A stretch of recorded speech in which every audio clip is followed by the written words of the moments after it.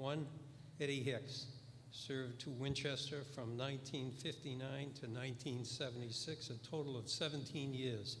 He was a member of the Finance Committee, a member of Town Meeting, and a member of the Board of Selectmen. Ed died just recently at age 84. And second, a very important lady to the town meeting, Ellen Burkhardt. Ellen Burkhardt was a town meeting member from 1995 to 2009. She also served as a member of the Government Regulations Committee and the Wright Lock Farm Master Planning Committee. Ellen was really a good person and a good friend of many of you and myself. She died way too early.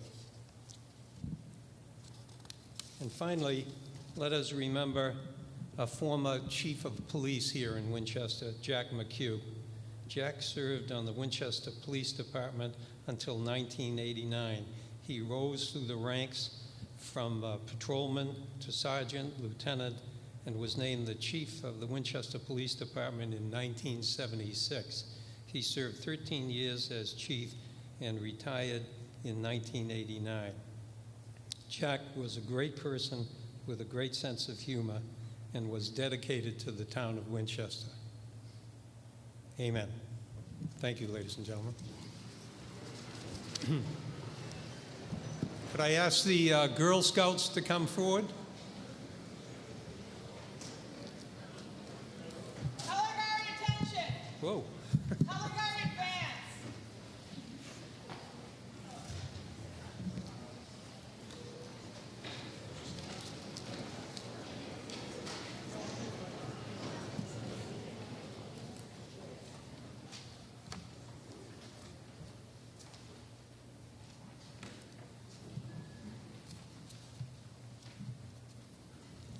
Color guard post the colors.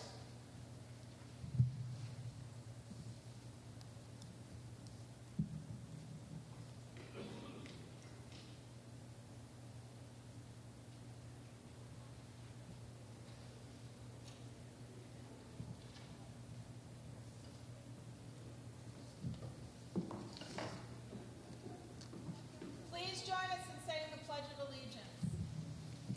I pledge allegiance to The flag of the United States of America and to the republic for which it stands, one nation, under God, indivisible, and with liberty and justice for all. color guard retreat. Ladies and gentlemen, let me just, before you retreat, let me just introduce, we have the three young ladies are Molly, Dolly, and Molly.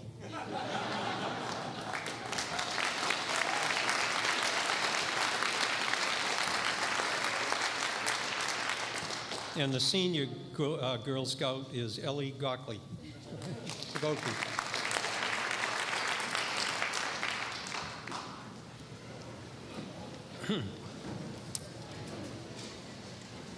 Ladies and gentlemen, we have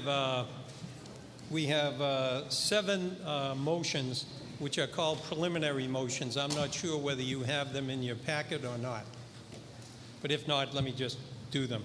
It's moved and seconded that Richard Howard, Town Manager, Controller, and Acting Controller, Wade Wells, Town Council, Mark Toogood, Assistant Town Manager, are permitted to sit in the front of the town meeting. All those in favor, please say aye. Aye. Opposed? The ayes have it. Motion carried. That all members of the Finance Committee and their secretary, whether town meeting members or not, be permitted to sit in the front of the auditorium. All those in favor, please say aye. Aye. Opposed? The ayes have it. That the town clerk or her designee, and that is Patty Maughan this evening, be permitted to occupy a desk on the platform during all sessions. All those in favor, please say aye. Aye. Opposed? The ayes have it. Motion carries. That the selectmen not interrupt the motions. No. Moved and seconded that the moderator be authorized to permit matters of You need to be closer to the mic or bring them closer. They say he's not here. Mr. Fontana can't hear it, so is that better? Okay, it's moved and seconded that unless it be otherwise ordered, all adjourned sessions of this town meeting will be held on successive Thursdays and Monday evenings at 7:30 in the Winchester High School auditorium. All those in favor, please say aye. Aye. Opposed? The ayes have it. Motion carries. It's moved and seconded that action on all motions involving appropriations shall be in compliance with the Massachusetts law known as the 2.5 tax cap limitation. All those in favor, please say aye. Opposed, the ayes have it, motion carries. It's moved and seconded that cable television coverage be permitted at all sessions of this town meeting. All those in favor, please say aye. Opposed, the ayes have it, motion carries. How many people are new town meeting members, if you just raise your hands? Okay, if the new town meeting members will just stand up, please, and we're going to swear them in. Raise your right hand. I state your name. Having been duly elected a town meeting member of the town of Winchester, do solemnly swear that I will faithfully and impartially perform my duties in accordance with the laws of the Commonwealth of Massachusetts, the Charter and the bylaws of the town.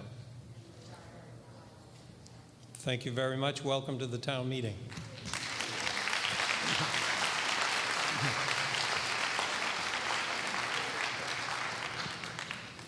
Ladies and gentlemen, we turn now to Article 1, to hear and act of the reports of the town offices and the Finance Committee, or take any other action thereto.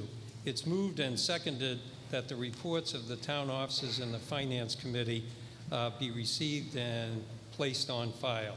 All those in favor, please say aye. Aye. Opposed? The ayes have it, motion carries.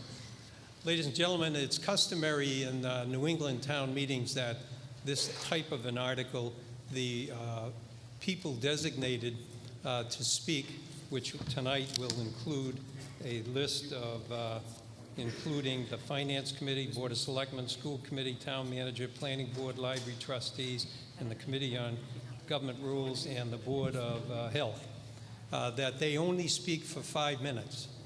And we actually spend a lot of time pointing out that good speeches are harder to make when you have a limited time.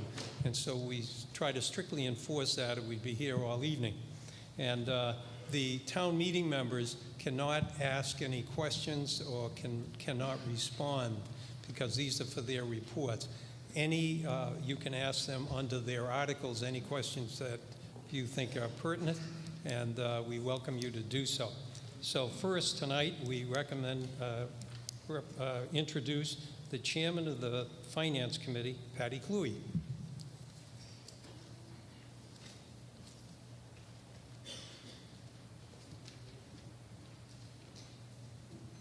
Good evening.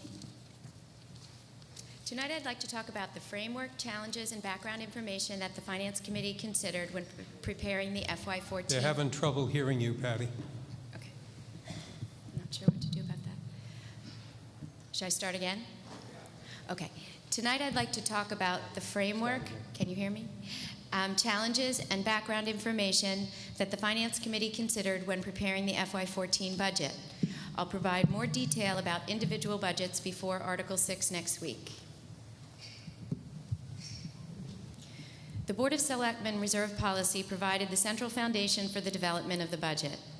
It is always necessary to balance revenues and expenses, and we pay particular attention to the word recurring. We do not want to build in a structural deficit, but we plan to use one-time revenue sources, which were excess FY12 replenishments, to fund one-time expenditures, capital items, while keeping the town comfortably within the 6 to 10% operating reserve guideline. In evaluating the budget, we recognized there were no departments or services currently provided that we could reasonably reduce. So we began by funding level services for all departments.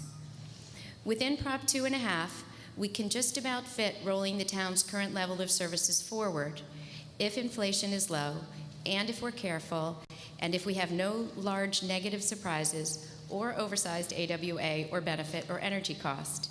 And sometimes, in a good year, there is room at the margin to add further services. This year there was some room. Our next step was to highlight and prioritize all these requested adds to services, which we tried to do in a fair and consistent manner. There were several favorable changes in expenses compared to FY13 that allowed room for the town to add services in FY14.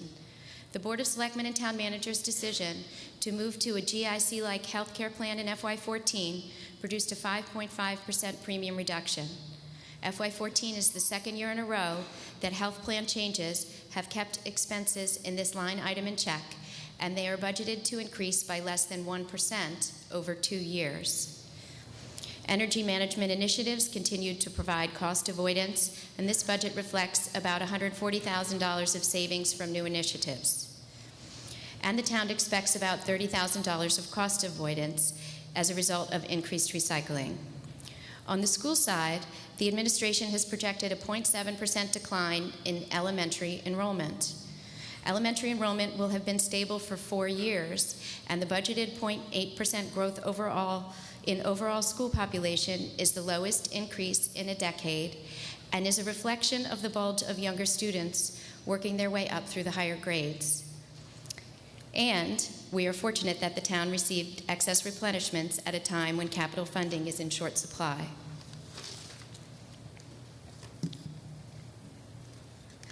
Of course, there were challenges as well. We expect to receive less than $200,000 of incremental state aid in FY14 versus last year, which is below our typical $300,000 average and well below the $1 million addition that the town received in FY13. I'd like to remind town meeting that the extra state funding last year allowed significant additional school initiatives to be funded in FY13 and provided a 6% year-over-year increase, as well as the more typical 2% municipal increase. On the expense side, all town and school labor contracts are expiring at the end of June, and negotiations are just beginning. As is practiced in Winchester, and in order to reserve sufficient funds to settle the contracts, we have estimated FY14 increases and set funds aside in the unallocated wage reserve. It's a personnel article for municipal and school AWAs. The school's 3-year plan, provided in October, would require about a $3 million annual operating override to fund. The plan calls for over $1 million of new administrative and support positions, and just under $1 million of annual additions to technology and book expenditures, and just under $1 million of annual unspecified additions by the end of FY16. The school's request this year was from that plan and would require an override to fund. This year, there were no funds to appropriate from either the Building or Capital Stabilization Fund, and as I mentioned, projects will be funded from free cash. We felt it would be imprudent to use extra free cash to balance the operating budget, as we do not have recurring revenues to support additional expenses, and a downgrade would be quite costly at this point in time. According to our bond advisors, First Southwest, it would cost approximately $2.4 million in interest cost over the life of the WHS bond, which is over $1 million in net present value. The uncertainty regarding future use of school facilities means that we are concerned that other capital projects, including additional unbudgeted ADA costs, will need to be funded. The Capital Planning Committee shares this concern. Ms. Cluey, your time has expired. May I have 3 more minutes? You can have 2 minutes. Despite Moved and seconded that the speaker's time be extended 2 minutes. All those in favor? You're going to like my next slide. Okay. Despite these challenges, if you just look at the FY14 budget, the situation looks good. We were able to fund all existing positions and even added some. We are meeting reserves targets. But the elephants in the room when we were preparing the budget were the potential overrides, particularly the Winchester High School override. We felt it was important to put all of the overrides currently being discussed on one page and to show the potential taxpayer impact in future years of the overrides in order to provide context as you make appropriation decisions. In order to develop this table, we used financing schedules provided by First Southwest. I'd like to issue a disclaimer. These are estimates.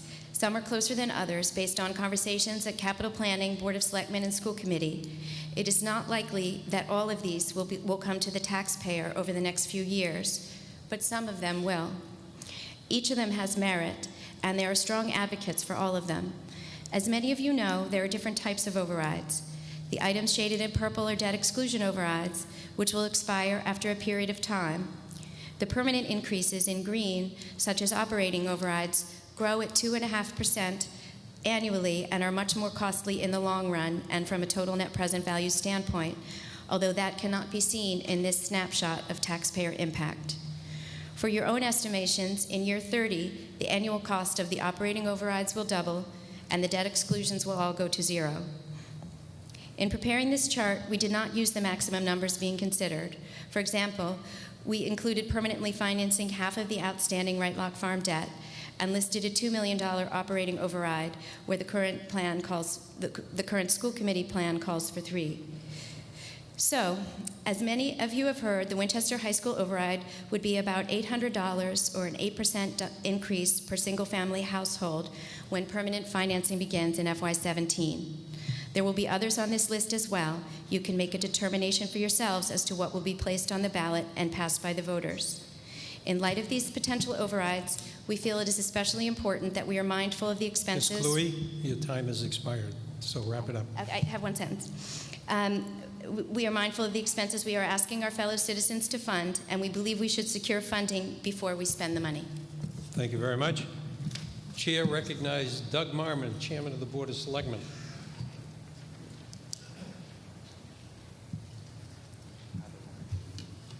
How do I flip this?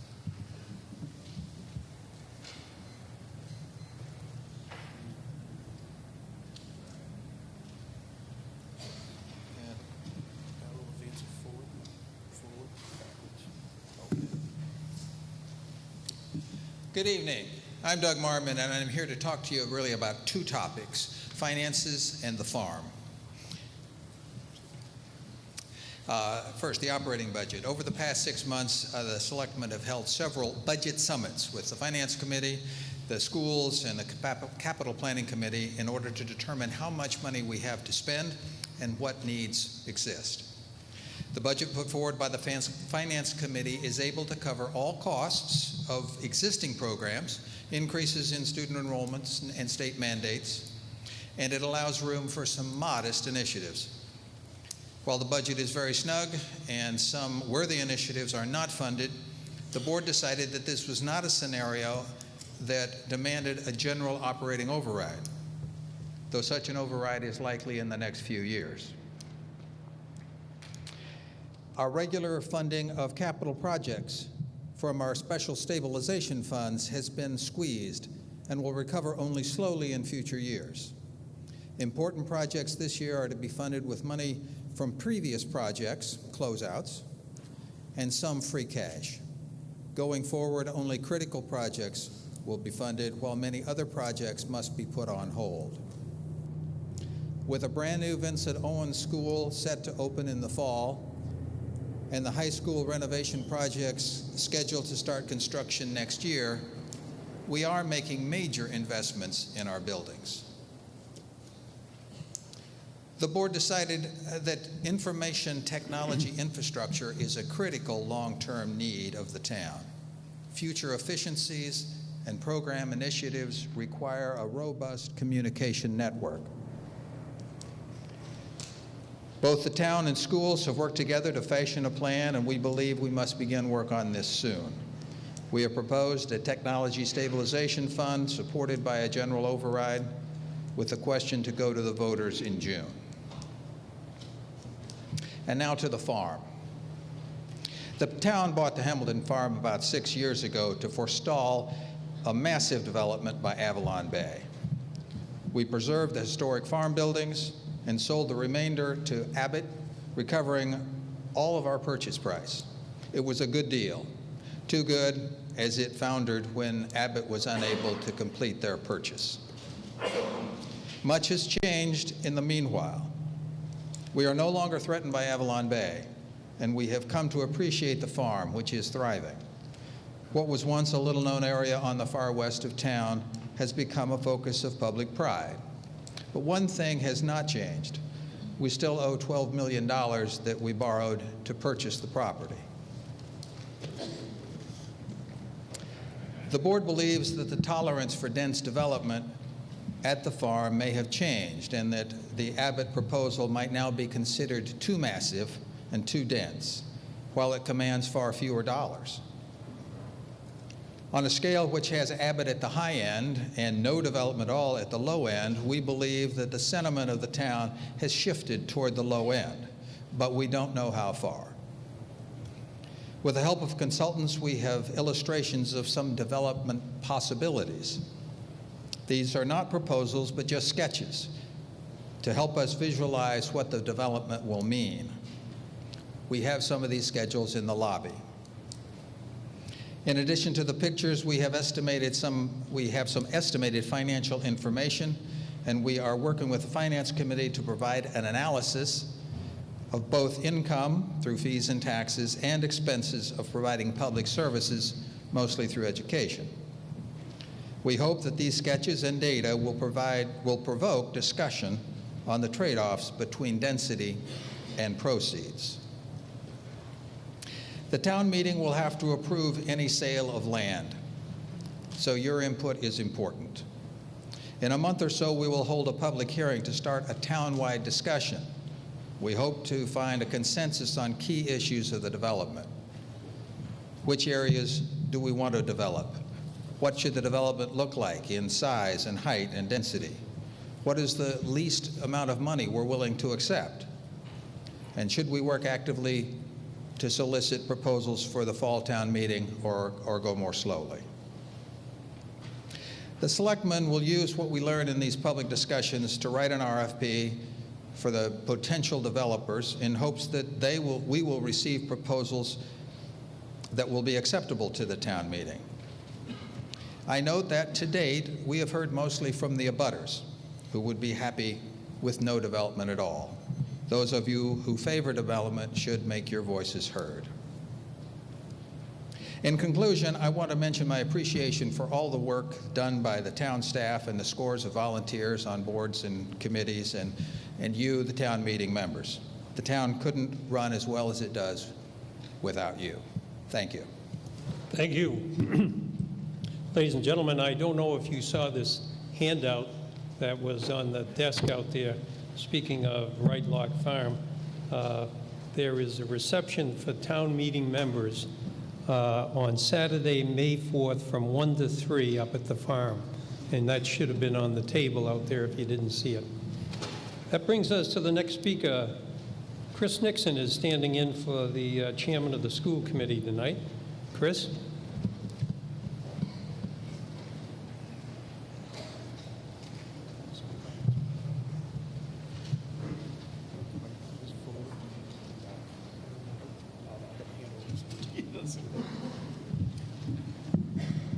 Thank you, Mr. Moderator. Can everybody hear me?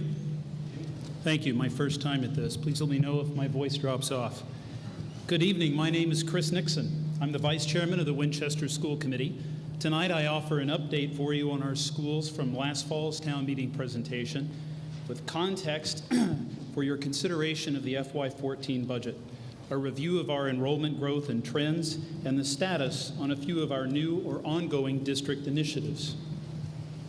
The mission of the Winchester Public Schools drives all that we do, from teacher planning and building-based activities to administrative initiatives and school committee policy and action. We're doing a good job of meeting these lofty goals, but success does not come solely on the backs of dedicated teachers and staff who invest countless hours in our students. In Winchester, everyone works together to provide our students with opportunity, strong values, and an outstanding education. Family, foundations, community service groups, committees, and boards invest their time and financial and intellectual resources into our system, and as a result, our students are engaged and enthusiastic, successful in their academics, the creative arts, community service, and in athletics. As proud as we are of our students' success and achievement, we recognize that there remain areas for improvement. This is challenged by ever-increasing enrollment, changing student needs, new state and federal mandates, and funding pressures. Let's briefly review. Veteran town meeting members will be familiar with this pattern. Winchester's steady and sustained enrollment growth has meant more classroom teachers, staff, and specialists. more investments in capital projects to enhance our school capacities, and increased strain where such investments have not kept pace with our demand. For next school year, we once again forecast year-over-year growth in K-12 enrollment overall. Even in this slow economic recovery, our mission, student performance, and reputation continues to attract new families who buy homes and enroll their children in our schools. Let's consider our growth in a broader context, however, over the last decade to underscore its magnitude. 10 years ago, just over 960,000 K-12 public school students were reported to the Department of Education. At that time, our census was approximately 900 students above state average district enrollment. In a decade, the number has fallen statewide by 3.5%, while Winchester's student census has soared by 25%, putting us now more than 2,000 students above the state average. The conclusion? We're not a small district anymore, and we really haven't been for a long time. Our change in student enrollment is not solely about overall growth. We continue to see increases in selected populations that require special services and specialists, with additional state and federal mandates overlaid. How do we disprove this theory from Nietzsche? By carefully studying and understanding our strengths and weaknesses, through continued process improvement, and by increasing resources where necessary to support student learning. Let me share the school committee's budget request in context with funding from FY11 through 13. Last year, this body approved a 6% increase to the budget. This was essential to fund and implement new positions and services needed by our growing district, particularly after 2 years at or below level services funding that saw reductions in materials, supplies, and even staff as we clawed our way out of the largest economic recession since the Great Depression. For FY14, we seek a 4.8% increase in funding over last year's total town meeting appropriation to further support instructional leadership, program improvement, direct student support, and expenses. How does Winchester funding expressed as spending per pupil compare to some of our peer districts? Don't be intimidated by all the numbers. Take a look at any of the columns going back to FY09, and your takeaway is simple and twofold. Winchester's per pupil spending for years has fallen well below our peers, and our spending still falls more than 10% below the state average. Given that we discuss and understand enrollment over time, what about growth in funding as well? A review of the 3-year growth rate illustrates that Winchester saw just over a 5% increase in funding from FY9 to 12, well short of the average increase afforded some of our peer districts. Rising enrollment requires additional investment well beyond our operating budget, however. On the capital front, we continue to address building priorities that respond to district needs. The new Vincent Owen, as you just heard, is literally weeks from substantial completion, on schedule, and under budget. Its 420 student design capacity is a key attribute in the district's redistricting initiative, permitting us to recapture specialist space lost to classrooms in our most overcrowded schools. Mr. Nixon, your time has expired. May I have 2 more minutes, Mr. Moderator? So moved. All those in favor, please say aye. Thank you. I would like to extend the school committee's gratitude to the Board of Selectmen and the Capital Planning Committee for their support and momentum in moving forward a technology infrastructure ballot question that will come to taxpayers in June. After years of need and conversation, this fund will have a significant and immediate impact on service quality and efficiency for all residents if successfully passed by citizens. Lastly, this spring, the State School Building Authority voted to authorize the schematic design phase for the Winchester High School feasibility study. A phased gut renovation of this building with a modest addition, the new Winchester High School will be transformed into a building that is at once both a flexible center of 21st century education and skills, as well as a community resource that we can all enjoy. This project is fundamental to our continued success as the current, as the current physical plant with over $30 million in current maintenance or repair needs simply cannot accommodate the continued rise in enrollment on its way with students already in our district. Let me just briefly touch on a couple of our ongoing initiatives.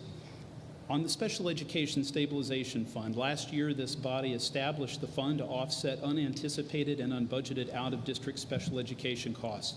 You will learn more about this fund in discussion under Article 7.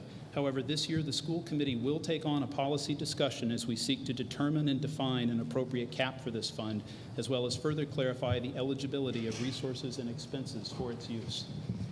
And lastly, central office reorganization. To better meet the needs of our students and staff, school committee approved a superintendent recommended reorganization that more sharply defines roles in areas of human resources and information and instructional technologies. A shifting of responsibilities and revised reporting structure is expected to provide more effective and efficient services for students.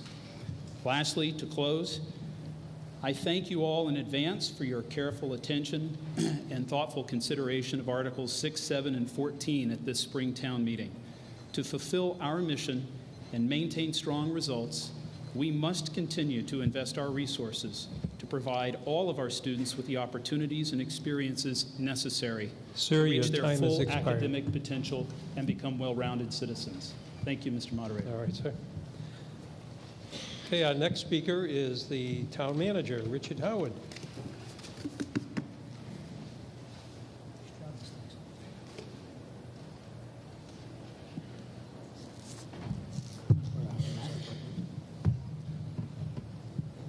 So right key, move it. Down, go forward.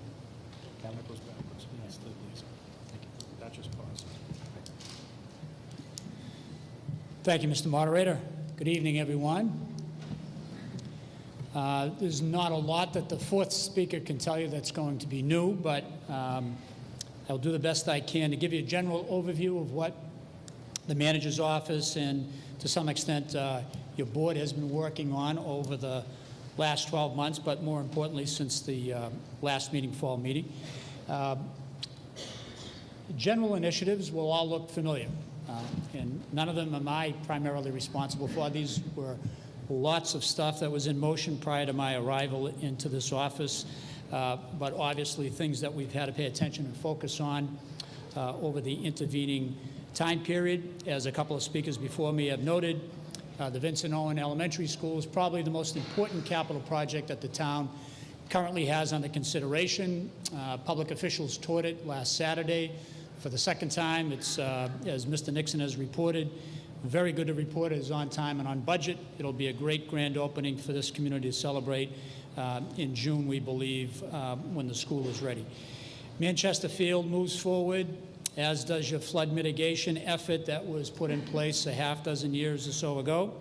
The town center is being looked at by a variety of departments together with the board and the planning board. The transfer station, we continue to try to find ways to recycle, have the transfer station be something that operates a little bit more smoothly for all town residents and also helps reduce our costs for throwing away trash in the town. The board has undertaken all senior management staff position reviews, contractual reviews, and end-of-the-year evaluations for myself, for the town attorney, for the assistant town manager, and also for the comptroller.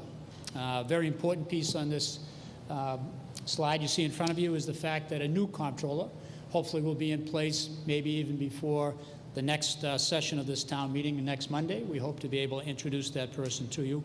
We're very enthusiastic and await her arrival and get her to work early on many of the financial matters that you've heard about this evening already. Technology Stabilization Fund has been voted by the board and will move forward to a vote by the entire town. And as Mr. Nixon also stressed, Winchester High School was voted this spring by the Mass School Building Authority to move forward to final design and then ultimately for final approval and consideration by the community. By the way, if I don't get through all my material in 5 minutes, the website at the bottom is where you can find this. It's set up under winchester.us in the town meeting slot. In addition to all those major things, and there are many others, I just highlighted those that I thought were most important. There is a series of things that go on every day for the variety of departments that serve the public here. Engineering, for instance, is working on a new bike path, new layouts of Route 3 together with the Department of Transportation, stormwater management, the water body Davidson Park study that was initiated last fall. The Treasurer's Office takes a look at things like the parking program and bond reauthorization. Information technology, Matt, who is here this evening assisting everybody, is collaborating with the school department around technology initiatives and upgrading our financial infrastructure and also upgrading our internet capacity. The Board of Health is looking at things like marijuana dispensaries, not because we necessarily want them, we don't, but because the state law that was passed just this past election requires that we do that. And also take a look at problem properties that exist in and around town. Your town clerk has just gone through an historic federal election last year, has 2 unscheduled elections for Massachusetts senator scheduled for this upcoming spring, potentially 2 more unscheduled elections that'll have to take place depending upon who wins that election, and is also doing archives planning. Your Council on Aging is doing collaborative things for transportation with the Mount Vernon House, where they are analyzing senior tax issues that impact seniors in the community. And we're also taking a look at things like reverse 911 for senior citizens. We need help at the state level. I'm proud to say your state delegation is a great one. We've been working with them under the leadership of Representative Lewis in particular, but also with Senator Jalen's office and Senator Clark's office on the series of things that you see behind me right now. Chapter 70 formulas, Wedgemere Station, parking lot planning, town center initiatives, river mitigation funding, and healthcare reform. Budget and finance is probably one of the more important things that our office has to work on in any intervening 12 months. We take our leadership from the board, and the board has convened over these last 6 months, as several speakers have alluded to, budget summits that have consisted of the board, the school committee, the finance committee, and capital planning. We've tried to identify what resources we have, limited though they may be, identify some reasonable goals to achieve and strive for, compile comprehensive financial information such as this notebook that the town, through the town moderators effort, is now available to all of our key financial people. One of the core missions is to maintain our reserves at 6 to 10%. That's the stated board policy for funding to be on hand. And we also try to prepare for future decisions on resources. The manager's budget. Mr. Manager, the time has expired. Do you wish more Mr. time? Moderator, if I could have an additional 2 or 3 minutes. 2 minutes. All those in favor, please say aye. Thank you, Mr. Opposed? The ayes have it. Motion is carried. The familiar themes in the manager's budget: limited resources. We're looking to support education, maintain municipal services at a level on a continuum basis each year, continue to inform healthcare. It's our most important objective in this year's budget. And as the finance chair alluded to, for the first time in near memory, we'll have a reduction in premium costs for both the town and for employees. We'll fund some one-time capital projects as a proposal and reduce free cash reliance and retain reserves at policy level.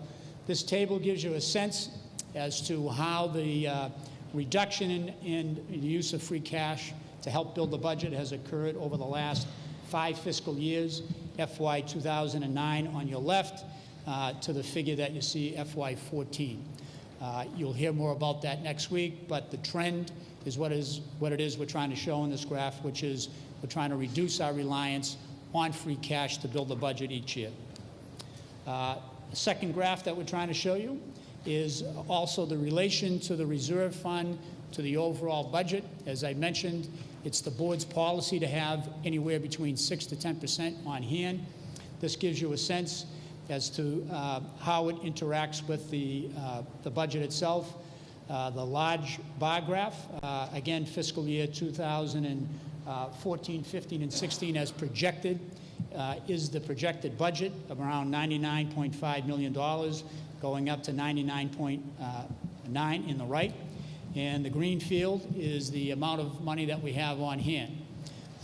That just about equates to what the policy calls for, projected to be 6.6% by 2014. There are general objectives and guidelines that I would refer you to for both free cash and for the reserve policy. You can get it in that website citation. I would particularly like to thank on putting the budget together, Mark Toogood from our office and the finance chair, Patty Cluley, who worked extremely hard over the last handful of months to be able to get you a document next week that I believe is balanced and meets all the town's priorities. Thank you, Mr. Moderator. Thank you very much. Ladies and gentlemen, let me introduce the next one, the Planning Board Chairman, Drew Bottaro. Mr. Bottaro, you have 5 minutes. You'll be the first one. I'll do my best. Thank you, Mr. Moderator, members of Town Meeting, Board of Selectmen, FinCom, various other boards. This spring town meeting is generally a financial heavy discussion. Planning Board, with its budget barely 0.1% of the total revenue, is not really the issue here. I will do a little bit of time traveling. 60 years ago, General Eisenhower had just become president. Richard Nixon only recently before that had decided to keep checkers. Rock and roll was new. The television was new. And this town meeting made a very significant move. It adopted the subdivision control law, which basically created the planning board in its current form. At that same time, we adopted a master plan, which has not been updated since. Now, you've heard a lot about the financial pressures, and it's great to hear everybody working together. This is actually spectacular. I chaired the first, in Patty's seat, first $60 million budget. I got to tell you, the 99.9 really got my attention. But the town faces non-financial pressures as well as financial pressures. To talk about the elephant in the room, people have been fairly universally unhappy with the proposal for the CVS at Washington and Swanton Street. Less well-known, perhaps, is the tear-down at 21 Warren and clear-cutting of the trees. We are under redevelopment pressure. Redevelopment produces greater conflicts, requires greater efforts to address these conflicts. The pressures occur because of our setting in the metro, regional, and national context, things like population growth, low interest rates, demographic shifts, and the implications in the near and long term can include effects on population and school growth, our tax base, traffic, and the visual character of the town. Now, what happened when the subdivision control law was passed? The authority to manage subdivisions went exclusively to the planning board, as did the responsibility for developing master plans. The act in the state legislature that enables all this was called an act entitled something, an improved method of municipal planning. It passed in the 30s. It's only an improved method if you actually do it. And so did we update the plan in the 60s, 70s, 80s, 90s? The answer is no. So what we have been doing is been very active in updating the plan, and there have been some important offshoots right away. Right now, the planning board has nothing visual for you, but a lot of balls in the air. Completing the master plan is one of the priorities, but the master plan has had some important offshoots, the Town Center Initiative, and let me update you on that. There's been a lot of work on proposing a plan for this, and the target is to bring something significant to the fall town meeting, proposed zoning changes. We have a lot of process to go through before we get to that. Zoning requires a 2/3 support of this town meeting to pass. Simple public hearings don't do. What I call affirmative outreach and engagement, active listening, making sure all stakeholders and interested citizens are consulted in advance in public forums for active discussion. We expect a busy summer. Other offshoots, the Davidson Park Initiative is continuing. We've got a transportation and circulation study in progress. We've got a wayfinding, wayfinding signs. If we know our way around town, I think, but a visitor from out of town does not in Town Center. I think I'm hitting the high points. And to tell you the truth, the planning board is shifting in character. I'm the first planning board member that has been on the planning board only at times where there's been a town planner. That was 6 years ago is when my tenure started. Before that, the planning board has basically been shall I say, unpaid staff trying to do the job, and it really was a job that was more than volunteers could handle. It's the last elected board that received staffing. That's just the history. Going forward, we've been able to get a lot of grant money between the Mass Smart Growth Alliance, which we're looking for a third year of grant funding there, and some other grants, several $100,000. I can tell you that the funding changes our ability to get the job done, to be a planning board instead of a reacting board. That is what the town needs to strike the balance between property owners' freedom to build whatever they want and the needs to have effective zoning that keeps our town beautiful. So you're going to be hearing a lot more from us. If you like this stuff, Mr. Bottaro, your watch our- time has expired, sir. One sentence. It's moved and second. Speaker's time be extended 1 minute. All those in favor, please say aye. Opposed? The ayes have it. Pay attention. We need your active engagement, and not just when the warrant article is filed. Thank you very much. Thank you very much, sir. The library trustees, Mr. John French is going to speak on that.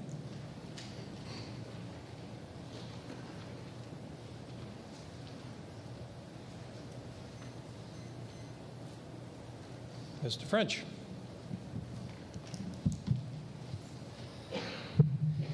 Mr. Moderator, Town Manager, members of boards and committees, town meeting members, and Winchester citizens. My name is John French, and I'm one of the trustees of your library. Other members of our board include Jane Murray, Joan Warwich, Joe Pappas, and Elizabeth Cooper. 1 year ago, we began work on our 2014 to 2018 five-year strategic plan with the help of 24 varied community stakeholders, including a state representative, local business owner, a library trustee, Jenks Center member, high school student, and many varied others. We put together this plan, and we identified trends and put together a detailed plan to guide us into the future. One important part of this process was a public survey of community needs. Overwhelmingly, your strongest response was that our library should be open on Saturdays in the summer to increase the availability of the library for the working population. You spoke and we listened. Our budget for fiscal year 2014 now includes funding for Saturdays year-round. So please feel free on any given Saturday in the summer to browse for that beach book or that video for the cabin in Maine or a book on tape for that long road trip. In addition, our 2014 budget begins to phase in public support for Sunday half-days during the fall, winter, and spring seasons. For the last 7 years, your public library has had to solicit private funding to cover our costs for these hours. We are very pleased that our town management has agreed to allow us to begin this transition, thankfully decreasing our dependence upon the exceptional generosity of just a few private individuals. Rest assured, though, that past gifts received for the purpose of funding these Sunday hours will be used as designated. We wish to express our gratitude to some other volunteers, the Friends of the Library, for financing the significant redesign of our website. We hope you'll find it well organized and easier to navigate now. So whether you would like to download an ebook, install an app, request a meeting room, reserve or renew a book, or use an online publication or database, we think you'll like it. And by the way, 2012 marked the 30th anniversary of the Friends of the Winchester Library, and we're most grateful for all of those 30 years. We'd also like to thank our direct volunteers. We have a lot of people who give their time and effort to our library.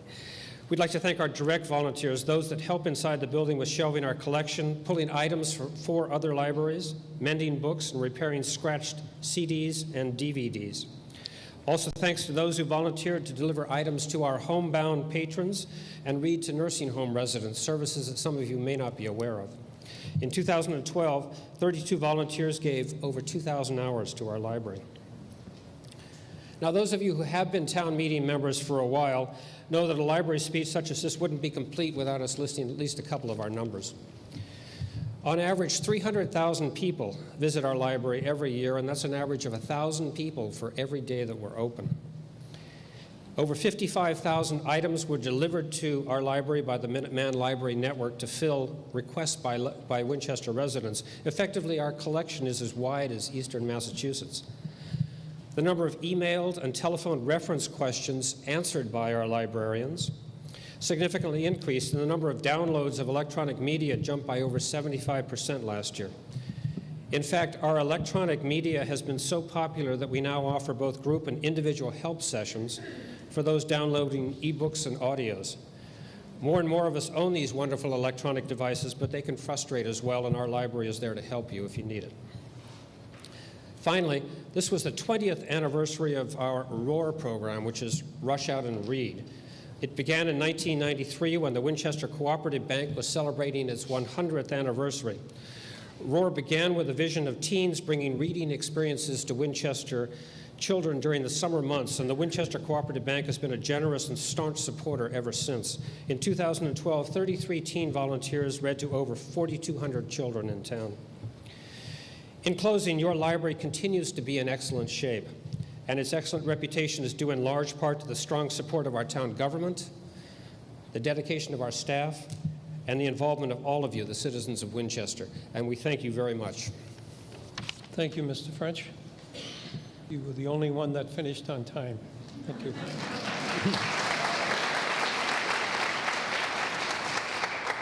I shouldn't have said that. The next speaker is the Committee on Government Regulations, Mr. Conti.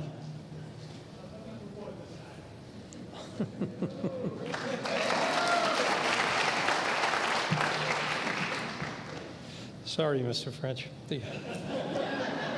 And the Committee of Rules is Krista Russo, and she asked me to announce that she wouldn't be making any remarks this evening either, and that she did ask me to make a request that the members of her committee meet at the cafeteria during the break.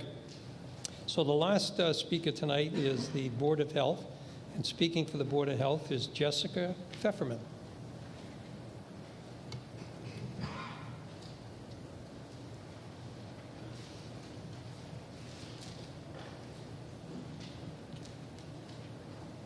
To the right, we'll advance it forward. Sure.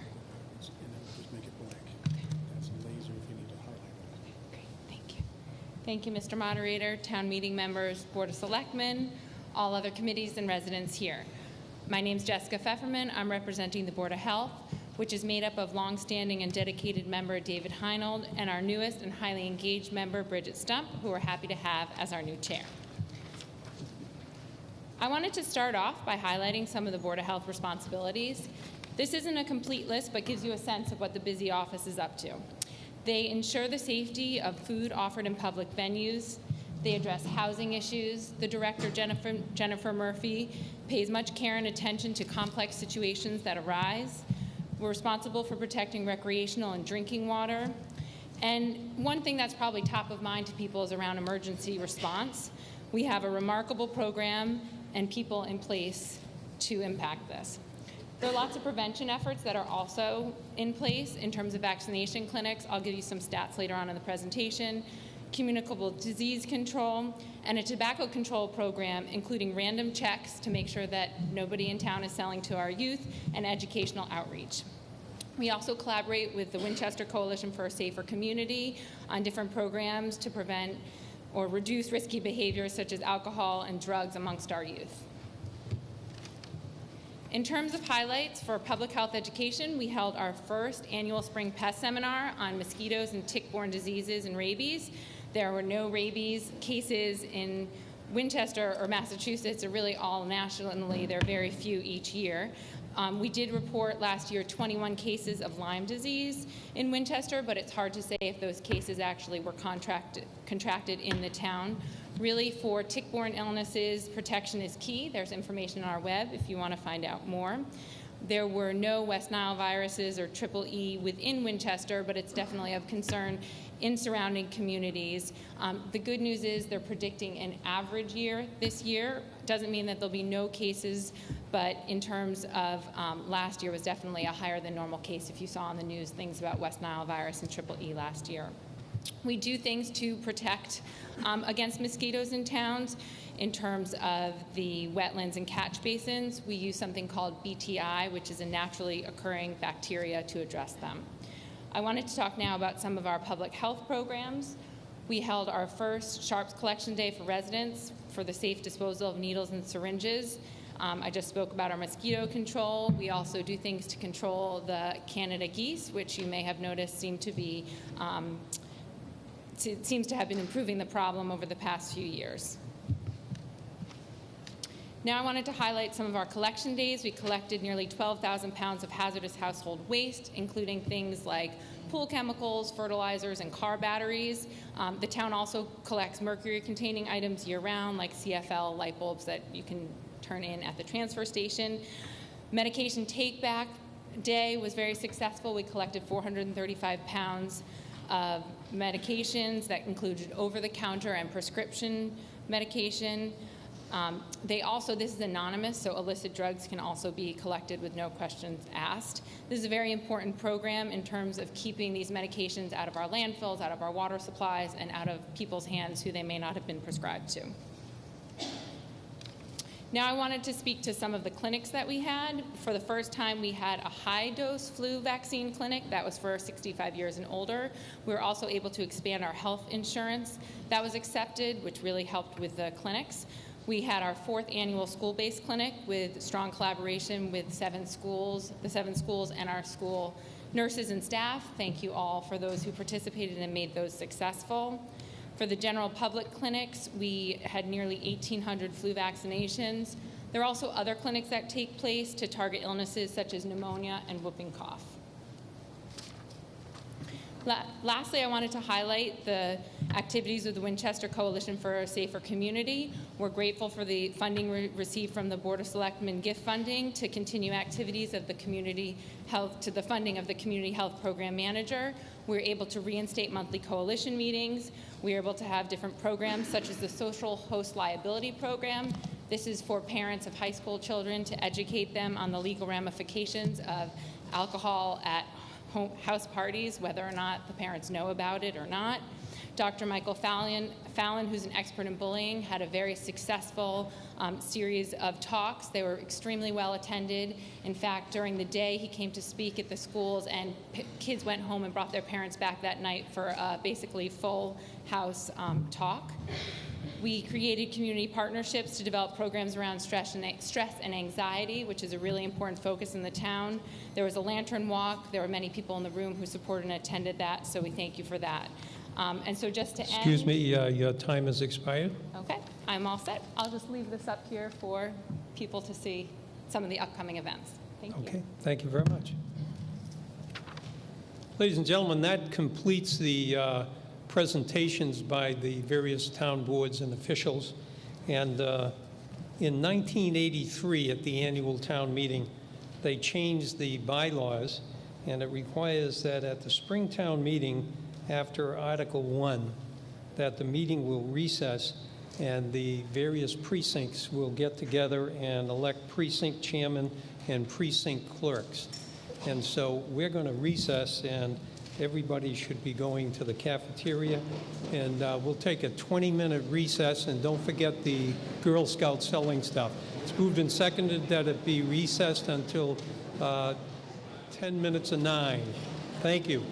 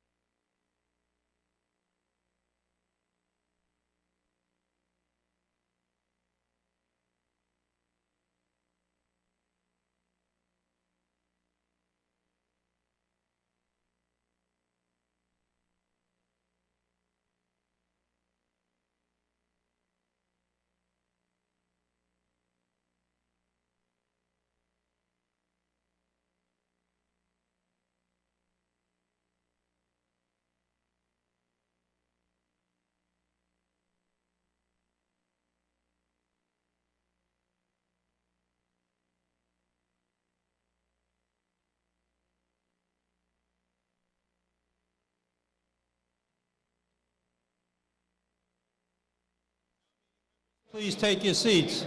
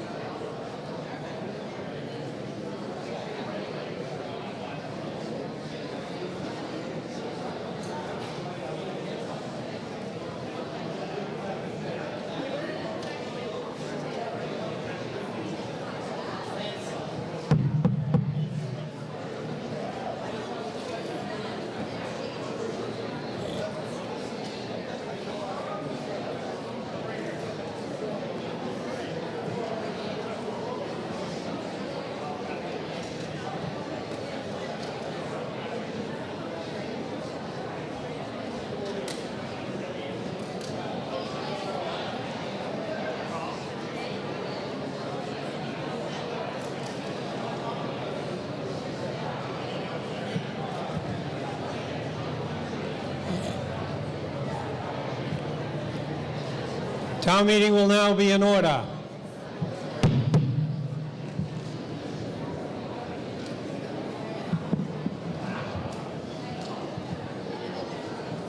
Ladies and gentlemen, we turn now to Article 2 to see if the town will vote to amend the demolition of historic buildings code of bylaws. And the motion is as follows: is moved and seconded that the town vote to amend Chapter 14, Section 2, demolition of historic buildings of the Code of Bylaws of the town of Winchester, and to add to Section 2.5, subsection B, the word "or" at the end to read as follows: B, which is included in the Massachusetts Historical Commission's inventory of historic and archaeological assets of the Commonwealth, the inventory, or C, which was constructed during or before 1990. And what this does, ladies and gentlemen, right now the demolition bylaw applies to two types of properties, that on the National Register and on the State Register. And this is adding all houses that were constructed in 1920 or earlier. That motion is moved. Is that seconded? Okay. And the chair recognizes the chairman of the Historical Commission, Mr. Lemendja. Thank you.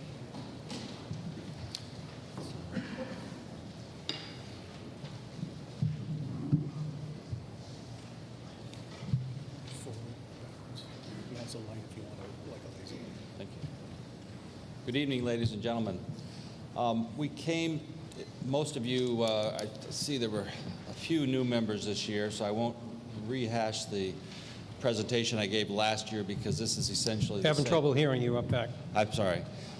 I will not rehash last year's presentation, but I will just point out that the only distinction between what we are asking for this year versus what we asked for last year is a change of years. The current bylaw, as Mr. Sullivan pointed out, covers properties that were recognized by the National Register of Historic Places and the State Inventory of Historic Places. What we are asking town meeting to approve is an extension of the coverage of the bylaw to include properties built during or before 1920. Just to repeat the rationale for this as we did last year, the purpose of the Historical Commission is to preserve the historical character of Winchester, probably one of its top reasons for being such an attractive town, to draw so many residents, and as well as its proximity to Boston and its school system. What the bylaw does is the extension of this bylaw is to encourage the preservation of some of the older vulnerable properties that are not currently covered under the bylaw as it's currently structured. As you well know, if you look around, Winchester is built out. There's not a lot of open property left on which to build new homes. And so what developers are doing is they're coming in and they're looking for smaller lots where they can shoehorn larger homes in. Secondarily, what they're doing is demolishing older homes, older small homes, and replacing them with much larger homes that can command a much higher price. Secondarily, the expansion of this bylaw will allow those neighbors that currently are not able to have a say in what's changing in their neighborhood, and there are many instances that we've been subjected to as a historical commission, neighborhoods complaining to us that vulnerable old properties were torn down and replaced by buildings that were unsuitable for their neighborhoods. And this expansion of the bylaw will at least give them an opportunity to voice their opinion and maybe have a say in that. 123 towns in the Commonwealth of Massachusetts have some form of demolition delay bylaw. However, they all administer it a little bit differently. We did a survey of 25 towns and cities in the state and discovered a couple of different ways that they administer the law. Some towns have what's called a rolling date. So for instance, Sturbridge, Newton, Framingham, Boston, and Cambridge have a 50-year rolling date, which means that houses that were built in 1963 or earlier are covered by their demolition delay bylaw. Next year it will be 1964, et cetera. Other towns like Woburn, Waltham, and Pittsfield have 75-year rolling date, and Burlington has a 100-year rolling date. The Historical Commission considered a rolling date and rejected it as a difficult program to administer. Other towns have a fixed date, like Dover, which has 1929, Canton is 1940, and Weston is 1945. We felt this made a lot more sense for Winchester. Other towns like Concord, Belmont, Arlington have substantial historic districts, and any property that falls, that is within the physical confines of that historic district are subject to their demolition delay bylaw. Interestingly, in towns like Lexington, Acton, Wakefield, and Watertown, all applications for a demolition permit are reviewed by Historical Commission. It's also interesting to note that in the last 12 years, 53 properties that would be covered by this bylaw have been demolished. 26 of those were built before 1900. Now, I'm not going to stand here and pretend that every single one of those properties should have been saved, but the Winchester Historical Commission never got the opportunity to make that determination. And I could, if I was given enough time, cite a number of instances where it was a shame that we did lose these properties. So why 1920? 1920 marks a date in the history of Winchester architectural history where there was a distinctive shift in style, both in the style of the houses and the way the houses were constructed. Most of what we are familiar with when we think of historic Winchester in terms of the residential sections of Winchester, particularly North Main and the flats, were built in the 30 years between 1890 and 1920. So all of those properties would be subject to this bylaw that are not currently covered under the current bylaws it's written. The expansion of the bylaw would add 1,929 properties to the bylaw, which equals about 22.7% of all properties in Winchester. That number there, 8,481, is a bit dated. It's actually a 6-year-old number on the basis of a comprehensive survey that was conducted in 2007. I trust that that number is significantly higher, but we'll go with it anyway for the purposes of this presentation. The expansion of the bylaw, along with the properties currently covered, which number 702, would amount to about 31% or less than a third of all properties to be covered by this bylaw.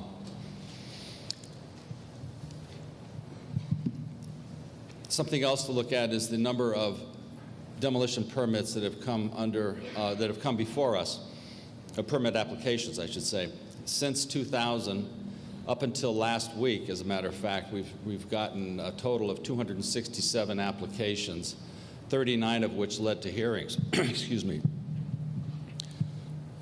We actually had a hearing 10 days ago for a historic house on Harvard Street that was quite a shame that we lost it, but from a practical standpoint, it couldn't be saved because it was too far gone.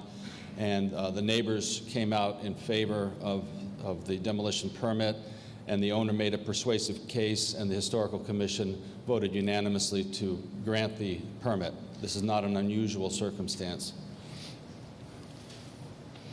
Between 2000 and last month, we had 39 hearings, and 20 of those resulted in permit applications being granted outright for a variety of reasons, such as the one I just cited. 19 delays were imposed, and when I say delays were imposed, that doesn't mean they were necessarily an entire 12 months. They were often imposed as a means of gaining negotiating foothold, where we could negotiate with the developer, for instance, to tone down the size and scale of the property that he was going to build in replacement of the historic property, so that it was more in scale with the neighborhood and the neighbors. And for instance, a case last year on Canal Street, everybody walked away happy. The developer was happy and the neighbors were happy, and that was a negotiated delay. So over the course of those 19 delays, 6 properties were saved outright, plus 3 more that were moved. So 9 were saved. A 10th was sold, so that was saved. 6 were demolished at the expiration of the 12-month delay.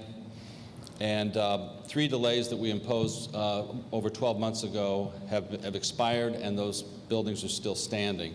So that accounts for all those properties. I did overlook one point. Last year when we proposed the 1945 date, and it was, tabled, if you will, on a close vote, we heard a couple of things that we learned as a commission. Number one was that the 1945 date was a bit too ambitious. And number two was a lot of people felt that the affected property owners hadn't been given a fair hearing.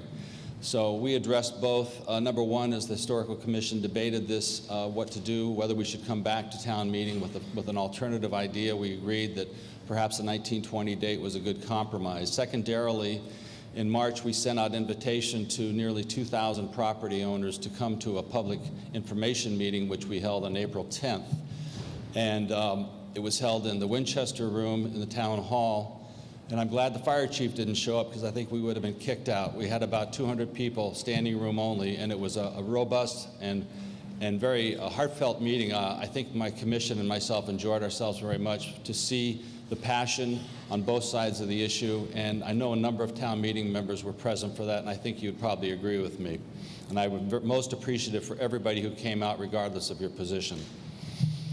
A couple of people suggested that it would be helpful if we showed what this actually looked like in an average year. Excuse me, sir, your 10 minutes is up, and as the primary speaker, you're allowed to speak 10 minutes. All other speakers are limited to 5 minutes. You are entitled to continue speaking if you get an extension, and if you do, you can only get 1 extension, and you will not be allowed to make any further presentation. You can answer questions from the audience. So what would you like to do? Okay, you want to extend for a minute? Yeah. Then you won't be able to speak again. That's fine. Okay, it's moved and seconded. The speaker's time be extended for 2 minutes. All those in favor, please say aye. Aye. Opposed, the ayes have it. Motion carries. Thank you. I want to emphasize, this is an average year. For the past 12 years, we've had, as I said, over 260 applications. So averaging those out for 8,500 properties, on an average, through bad economies and good economies, it averages out to about 22 permit applications that come before us on an average year. So I want to show you what these average numbers look like, and how the commission has dealt with these from a pure statistical standpoint. Typically, 18 of those are not subject to the bylaw. 4 are.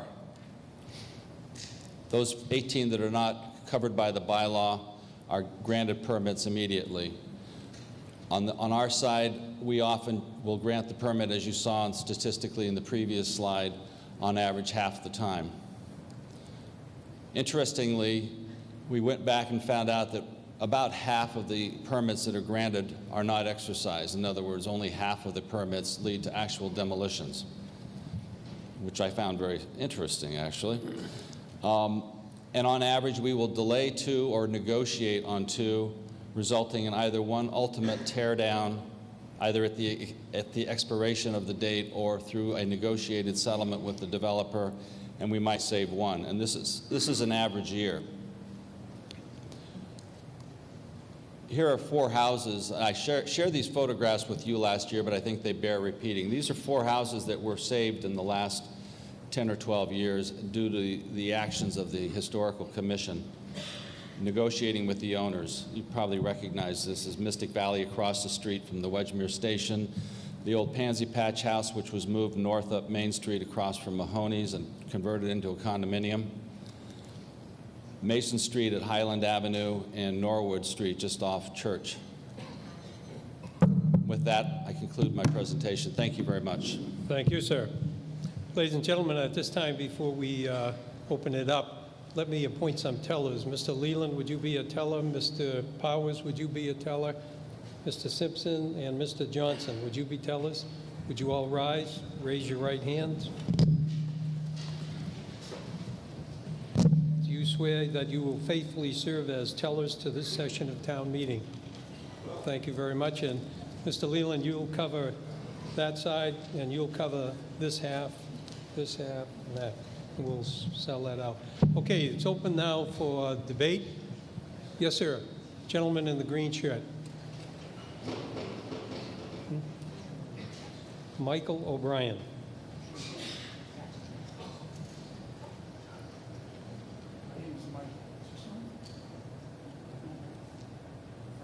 Yeah, come up front. Good evening. My name is Michael O'Brien. I live at 50 Clark Street in Winchester. This bylaw has come up before this town meeting before. Last year, the one item for year was 1945. Now it's been pushed back to 1920. I got one of the infamous letters that my property might be built in 1920. What I'd like to have a question is, some properties can opt out. I can't opt out. It's my property where I live. I raised my family. And I just don't want a commission coming in to me because my building might be historically significant, that a bylaw is put on it, a demolition delay, and then I decide I want to sell my house. I can't do it for a year. And I don't think anybody in this town or this room would want to hear, whether it be, and there's no offense upon the commission intended, is that they're going to tell you what they can do with your property. And like I say, I don't think anybody here in this room wants to hear that an outside commission is going to tell you that whether you can live in your house or how you can be there stop it for a year. And I myself, and I'd like to urge fellow town meeting members to vote this issue down. Thank you. Thank you very much, Mr. Conti.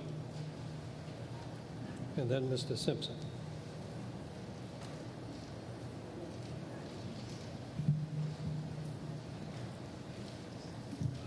Mr. Moderator, fellow town meeting members, when the Historic Commission first came to the town meeting to ask for demolition delay bylaw, it was for the purpose of protecting historic properties that were either on the National Register of Historic Properties or the State Register of Historic Properties. However, this proposal would require the owners of any property built in 1920 or earlier to come before the commission before they can obtain a demolition permit, regardless of whether there's any historic significance to the property. So it's frankly a case of mission creep on the Historic Commission's part. I know that there are complaints, that are made by neighbors that don't want to see any change in their neighborhoods, and I understand that. But that's not the role of the Historic Commission. The Historic Commission is there to preserve historic properties. They should not be reviewing or acting in the guise of a, I don't know what you'd call it, a planning board or a zoning commission to review any properties just because it happens to be old, regardless of whether it has any historic significance. This goes beyond the scope of the mission of the Historic Commission. And I would point out the chairman gave us some interesting statistics about how few properties the commission actually really delays. Well, that's because right now the only properties that are on the list are those few properties that are that are historically significant, that are on the National Register or the State Register of Historic Properties. This would vastly expand the number by over 1,900 properties, such that now 31% of all structures in the town of Winchester would have to come before the Historic Commission before a demolition permit can be obtained. And you know, these delays are significant. If you take a look at the proposed bylaw, you see that the chairman has to notify the building commissioner within 7 days of receipt of the copy of an application of whether or not the building is considered significant, and then after 10 days from the date the chairperson receives a copy of the application. If the commissioner has not received notification, the commissioner may issue a permit. However, if it's determined that the structure was built in 1920 or earlier, then there's a 21-day period by which a public hearing can be called for, which the applicant has to pay for a notice in the newspaper to put the public on notice of this hearing.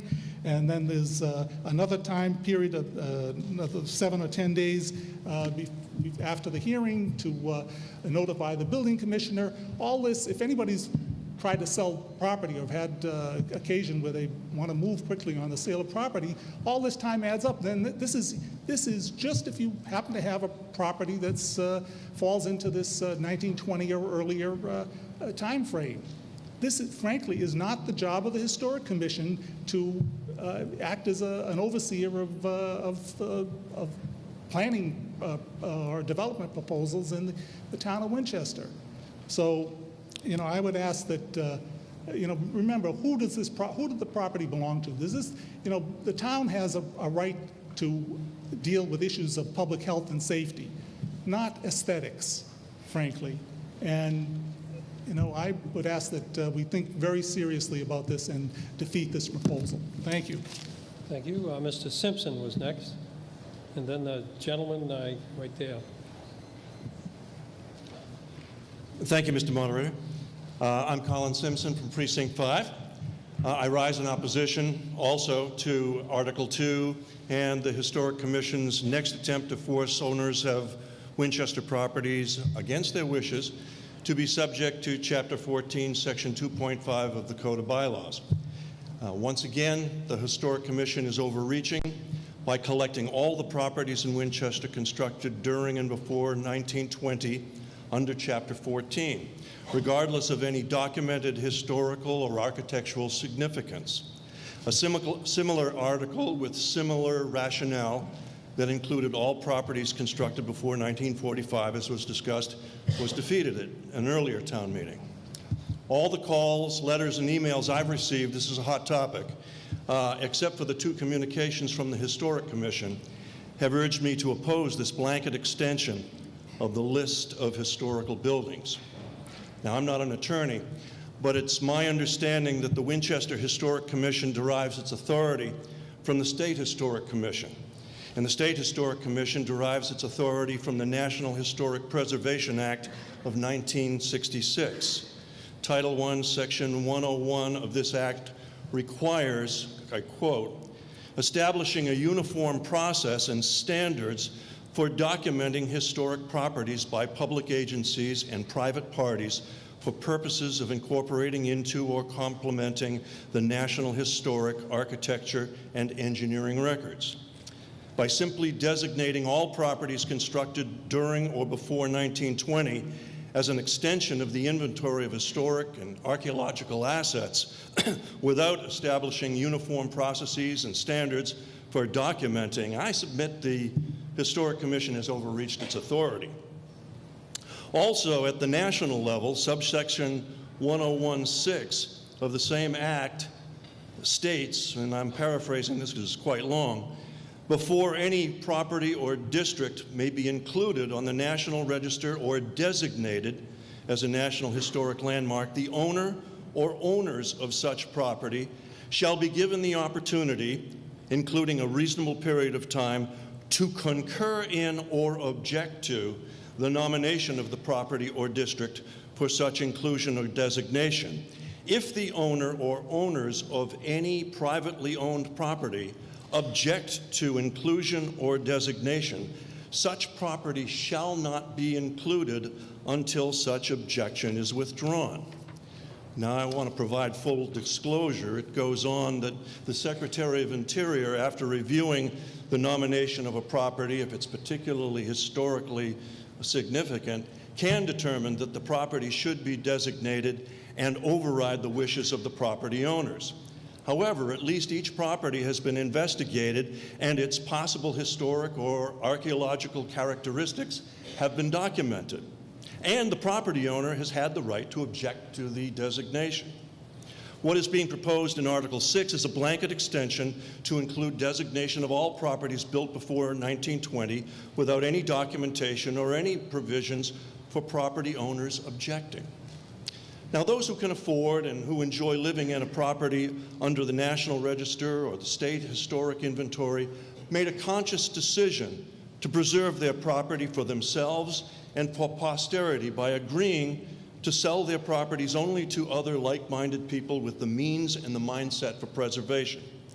Most of the rest of us bought older houses because they were affordable and have endured drafty windows and walls, ever-increasing heating bills, inadequate bathrooms and closet space, and other features that make housing built before 1920 so wonderful and worthy of preservation. In the majority of such houses, improvements to make them more livable have altered any historic characteristics, and their resale value is certainly not enhanced by being included under Chapter 14 of the bylaws. With an older property with no historic characteristics, potential buyers are often only interested in paying full price if they can tear down a portion to build an addition.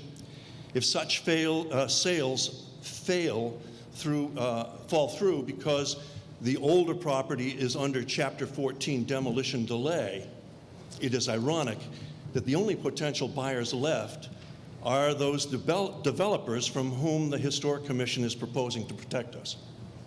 These developers have the cash to wait the 12 months to tear down the entire house, especially because they've already discounted their prices greatly. Excuse me, sir, your time has expired. Do you wish an extension? One more minute, if I could. Okay. So this is the only extension you get, so That's 1 minute is it? Yes, Okay. please. It's moved and seconded. The speaker's time be extended 1 minute. All those in favor, please say aye. Aye. Opposed? The ayes have it. Thank Yes, you very sir. much, Mr. Moderator. Mansionization is the fear of many Winchester residents today and the majority of those who contacted me. If Article 2 is passed, it may or may not have a chilling effect on tear-down developers in neighborhoods where the majority of the housing is older than 1920. But the rest of us with older, non-historic houses will become even greater targets for these developers to purchase standalone older houses, tear them down, and build the next mansion. Please join me in defeating this ill-conceived and overreaching article. Thank you. Further on the question, there was a gentleman up there. Right there, sir? Yes, sir. You. Right? That's right. I don't know your name, so come on up. Or I can't see you.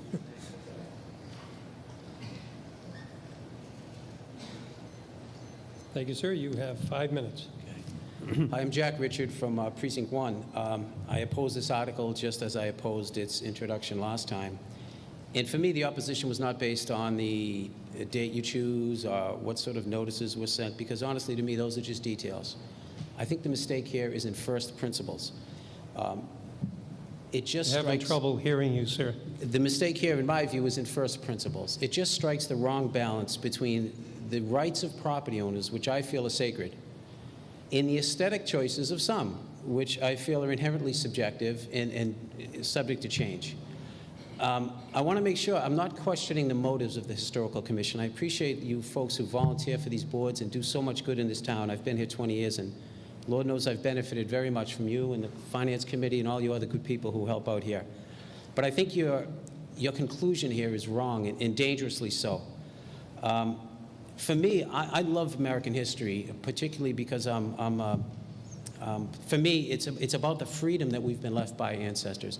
I don't feel like my ancestors left me windows and 2x4s and construction materials and roofing shingles. They left me a legacy of freedom. I don't want to leave any less for my children. And this is not a rant against proper zoning, properly applied. Zoning that has to do with building safety, fire, electrical codes, that's reasonable. But when you come to my house and tell me what I can and cannot do, and by the way, this doesn't affect my house. My house was built after this time. It does not have any particular historic or other significance to anyone but me. But for that gentleman or anyone else, to them, that house means everything to them. And I would not dare to go in his living room and tell him that, well, I've decided your house has some value to me. And I value that more than your freedom, and I'm going to take it. Now, because I wouldn't do that individually, I wouldn't join with any of my friends here, whether I get 51% or 99%, and try to take his property. I think that's wrong. And I think essentially what it comes down to is, what kind of community are we? A real community trusts its neighbors to make choices. These houses you want to preserve, by the way, were all built before you had any zoning at all. These neighbors trusted each other to build houses in the way they wanted, and now we're so enamored of them, we love them. Now, luckily, they knocked down the houses that their ancestors built. Maybe we would have liked those more. Maybe these McMansions, which I don't happen to like, but maybe someone does, 100 years from now, maybe those will be the architectural gems, and someone will want to preserve those. When the Eiffel Tower was built, a commission of local Parisian artists and poets and other people derided it as a scar on the landscape and a horrible mangle of metal ruining the skyscape. These things change. I would not dare to impose my aesthetic, purely aesthetic values on someone else. If you have an interest in my house, come to me and try to convince me. Barring that, make an offer for my house, and then you own it, and you can do what you want with it. Barring that, with all due respect, and I don't want to sound uncivil, but mind your property and let me mind mine. That's what a community does. A community tries to convince. A commune tries to coerce. And this is a very dangerous thing. And people who lightly stand up at these meetings and take the freedom of their neighbors, you're doing a bad thing. And I'm going to ask you all to do something very difficult here. I personally love the old houses in town, and I would love to see them preserved. But I'm going to stay in my seat because I value the people's freedom more. And it's hard to not vote for the thing you know is best. But if we don't give our neighbors freedom to do what we don't want them to do, they have no freedom at all. That's as simple as it is. And it's a little bit of an exercise in self-regard to think that our current idea of what's beautiful is somehow everlasting. That's not how it works. Life goes on. People make different choices. Life changes in many ways. A lot of these larger homes were built for multi-generational families, and that fit their lifestyle. A lot of my friends are moving into Boston now in condominiums where they're brick to brick and there's no side yard, no setback at all. That's their choice. That's great. They'll make their choices, I'll make mine. I don't want anyone to make them for me, nor would I make them for anyone else. So the legislature, all of us, we're a legislature here. Our first job is to protect the freedom of our neighbors, not to take away their rights. And if I want to leave something to my children, it won't be something you can drive by on the street. It'll be the freedom to make their choices, because we're temporary stewards of this town. And the people luckily gave it to us, gave us a good deal of freedom. I don't want to take that away. We've come to a point where we're sort of elevating democracy to almost a fetish over freedom. And democracy here is turning into two wolves and a sheep deciding what's for dinner. Now, I'm not the sheep in this case, but that man is. And I don't care if there's 2 of us or 100 of us, I'm not going to have him for dinner. He has the right to keep his property the way he wants to keep it. Again, if it's a problem with electrical... Excuse me, sir, your time has expired. Could I have 30 more seconds, please? 3 more seconds. It's moved and seconded that he gets 3 more seconds. All 30 those more in seconds, favor? I asked for, sir. Go ahead, sir. Okay. Wrap it up. So all I'm saying is, The majority can be tyrannical just like any other ruling body. Please, even if you value these houses as much as I do, restrain yourself, allow your neighbors their freedom. That's how to keep this nice community nice. Thank you. Thank you very much. Further on the question. Gentleman up back. You first, and then the gentleman behind you.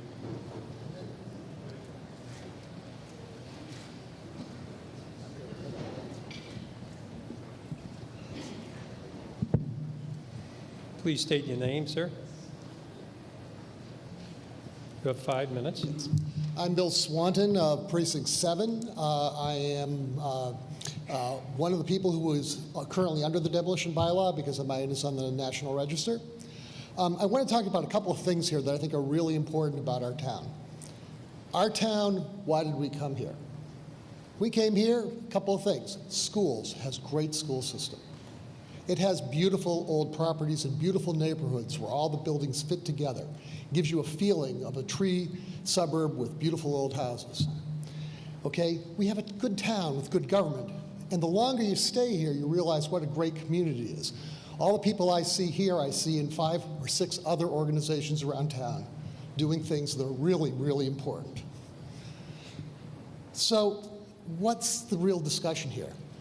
We really are a community, and we have to take care of each other, and we have to stop short-term decisions that are going to make trouble for our community. Okay? We had some interesting discussions. Mr. Simpson talked about standards. What does it mean to do this? Well, there are standards in the bylaw about what should be looked at. And as you heard from the chairman of the Historical Commission, in most cases they say, nope, this thing isn't a historic building. It's not really issued with bylaw. Generate the thing there. Sometimes they run a hearing. I actually went to one because they tore down the garage in the house beside mine. Half an hour, they looked at it. The thing's about to fall down. Doesn't really add to the character of the property. Fine. Demolition was voted in half an hour. Okay, so we go through these things. We heard the thing about the nomination process in the historic bylaw from the national government. Okay, and that's what covers my property. That's a whole different thing. Historic districts and everything else are a whole different thing than this. If we look at what happened at 21 Warren Street, it happened because we did not have a bylaw that let the Historical Commission review this thing before the demolition happened. What do we have right now? 2 ugly houses. They're too close together. They're too close to their neighbors, and they're destroyed that whole corner of the neighborhood. The developer there hurt things. And you know what? The guy who sold that house sold it to one of his neighbors thinking and was told that the neighbor was going to move into it. The neighbor flipped it to a developer. I had dinner with him on New Year's Eve. Now, this is bad stuff, and we've got to slow it down and make reasonable people see what's right for the long-term part of our community. A demolition takes an afternoon. Those houses have been there for 100 years. We look at freedom, right? We're talking about freedom. Everyone has their rights. And I think the problem with that kind of line of logic is that we're not talking about the responsibilities. We have rights, but we also have responsibilities to each other. And in fact, we live in the Commonwealth of Massachusetts. It's here for the common benefit of all of us. We coveted it together, if you go back to colonial times, to make this Commonwealth what it is. We owe it to each other to take care of things. The value of our neighborhoods, the value of my house, the houses next to the ones at 21 Warren Street, they are affected by what my neighbor does. And so it's in all of our benefits to make sure that nothing stupid happens because of a short-term financial decision. The final thing is, just look at this. All this does is slow down the process. If someone wants to sell a house in this town, it really isn't that hard. If it's an old house, if it's not too big, if it's not too expensive, it's really easy because someone wants to move in here to go to the school systems. The only people who are going to be hurt by this are developers. And we should slow them down and actually make the right thing happen for the town so that 100 years from now, this town is still someplace that people are really happy to be part of, both because of its physical environment and because of the community that it is. So please vote with me for this bylaw. Thank you.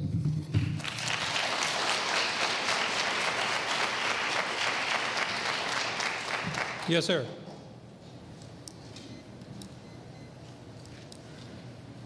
Please give us your name. Hi, my name is Diab Jarius. I live in Precinct 8.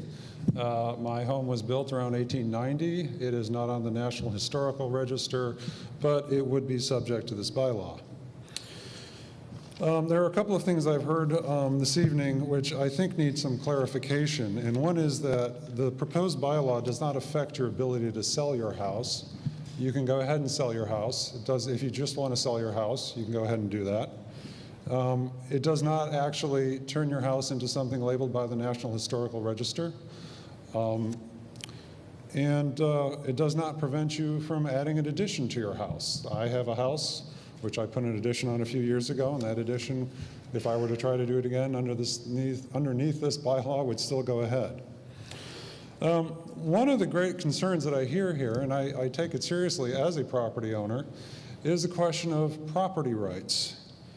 And property rights are actually a compact between the individual and the community. I do not have the absolute right to do anything to my property. It has never been like that in the history of this country. Property rights really are a compact. You can do certain things to your property as long as you don't disturb other people around you. And one of the things that I wanted to talk about was that relationship between the rights of the individual and the rights of the community. I trust my neighbors to do what they will with their property because I know my neighbors. Well, who I don't trust is the person who's about to tear down a house, an outside developer, who's going to build a house which meets the needs of the market, but not necessarily the needs of my community. I live up in the North Main Street area. I've seen at least 4 or 5 older houses around me get torn down.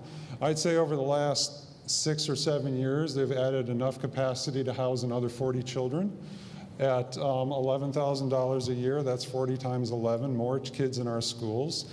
I know that the property taxes paid by those people will not cover their children's education, so it has to get picked up by the rest of the town.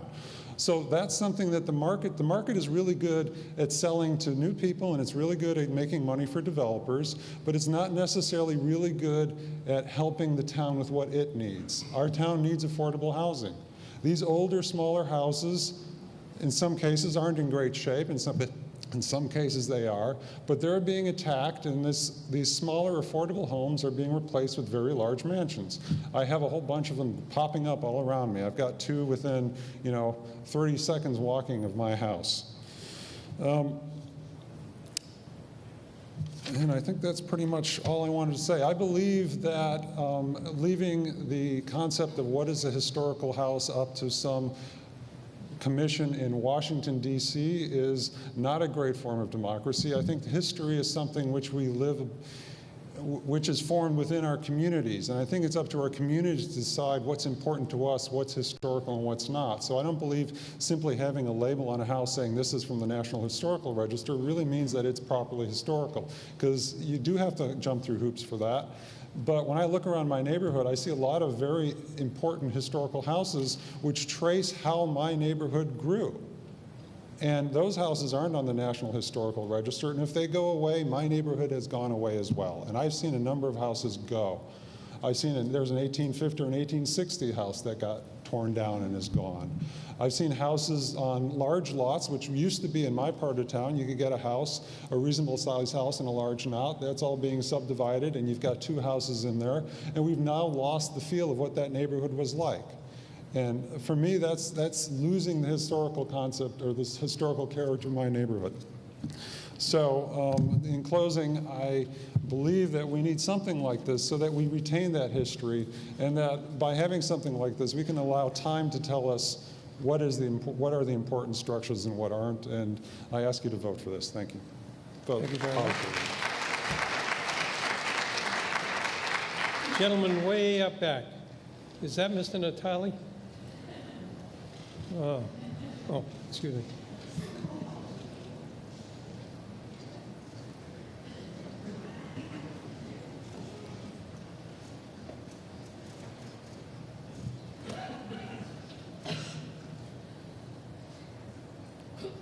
Mr. Natali.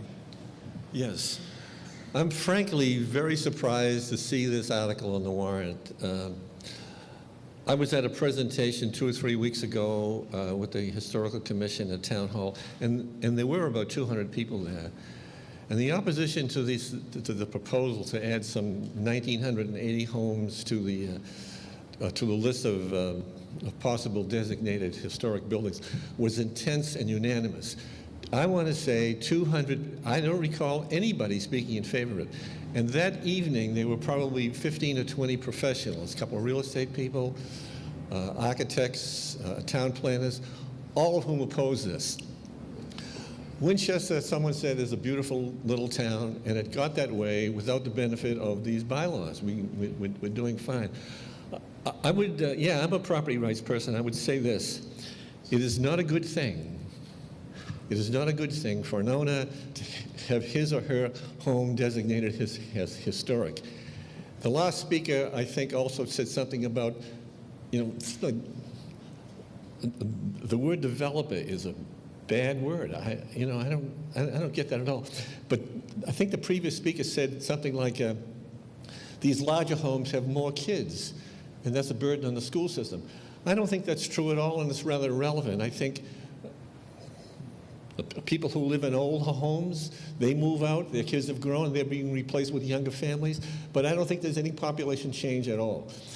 Finally, I hope that this is defeated. It's fundamentally an important property rights issue. My neighbors, yeah, are interested in my home, but they have very little skin in the game. It's my home, and I want to sell it or renovate it or demolish it. And to say that, well, it's only a year, for an older person, a year could be a lifetime, and it could mean that you lose the deal that buyer's gone. So I hope this article is defeated. Further on the question. Mr. Bottaro. Anybody else looking to speak? See one person there, somebody up there. Oh. I'm here to give the planning board report. A little preamble before that. I understand there's a lot of emotion here, and I will convey what the planning board faces when it comes across these questions. A little bit different slice of the town than some of the opponents see. I don't know whether ours is representative or not, but it is different. I do want to say one thing, though. I am, quite frankly, a little bit disappointed in what I think I'm hearing from some of the opponents, that there is a presumption of bad faith on the behavior of public officials, and quite frankly, I resent that. Think about what you're saying. If you're assuming after this chart which showed there's minimal number of permits, and you're assuming the Historical Commission is going to act in bad faith, then shame on you. Now, what the planning board faces in the redevelopment of the town is pressures from a lot of sides. It gets a lot of pressure to oppose infill, which is the conversion of one lot into two or two lots into three, whatever. It gets a lot of uproar whenever these things happen. And this is potentially one tool that can be used to slow down the process.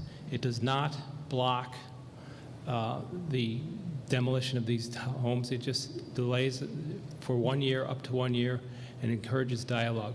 The planning board considered both sides. It does not view it favorable that a 1 year delay is not a positive. Let's be real clear. What swayed the planning board was listening to the success stories.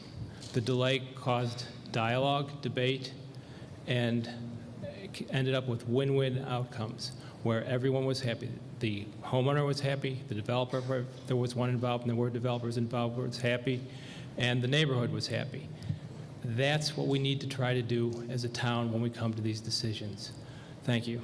So the vote was 4-0, supporting this bylaw. There's a lady up back. Please.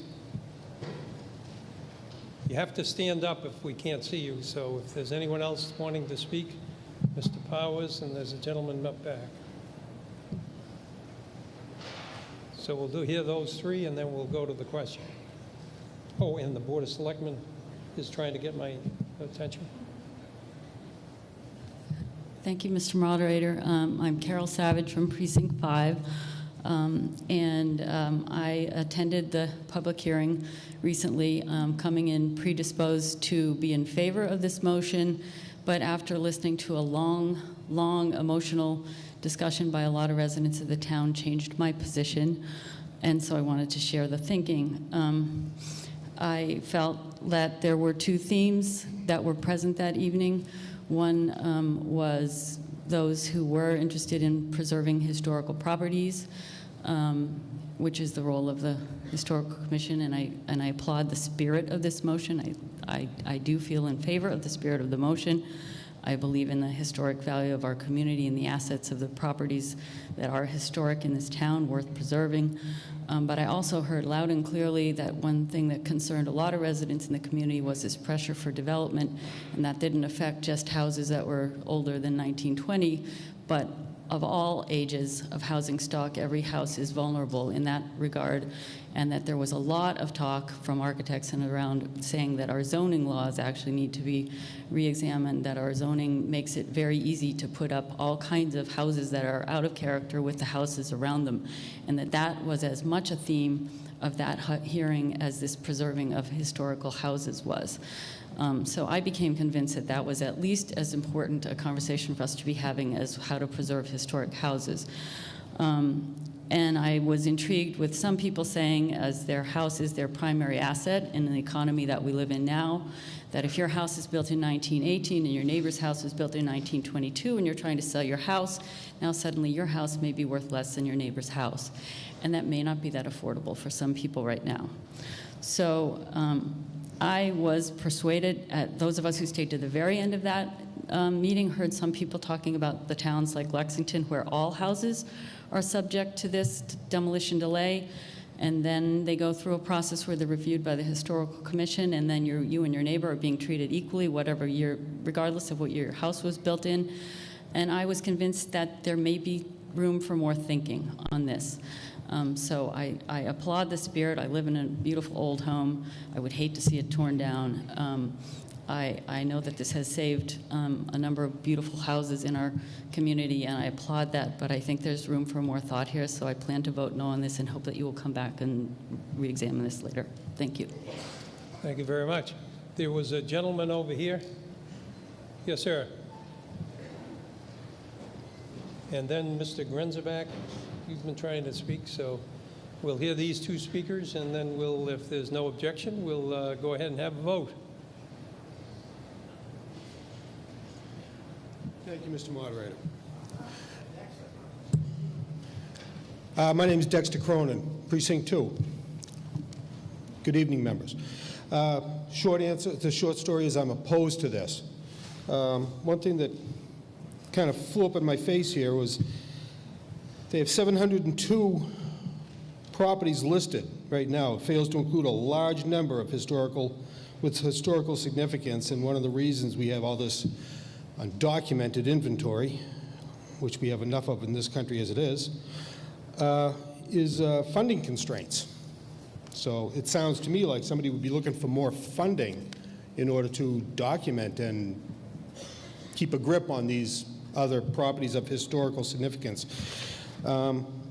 If I chose to want to demolish my house and build something more modern, more efficient, save the world, and not have to climb 18 steps to get to a second floor, I really don't think I should have to discuss it. If my plans are to code, I don't think I need to go get somebody's permission to take down my house, which was 1860s.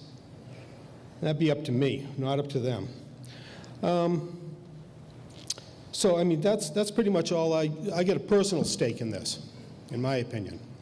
So I'm opposed to any more control of the government, whether it be federal, state, or municipal. A little fed up with it, a little fed up with funding issue. Not interested in paying more taxes than I already am. Can't keep up with the rise in taxes with a paltry salary. Can't keep up with them. Got to say no sometime. Thank you. Thank you. Mr. Grenzebach, and then Mr. Sekaras, and I think that'll do it.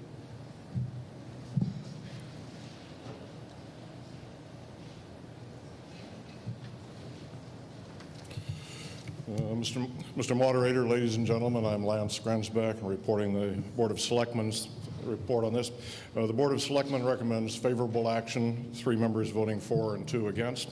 And we'll report out the 3 reasons that intrigue the board and for which they recommend favorable action here. First, the bylaw allows the town to maintain, protect, and increase the value of property in the town, particularly across neighborhoods.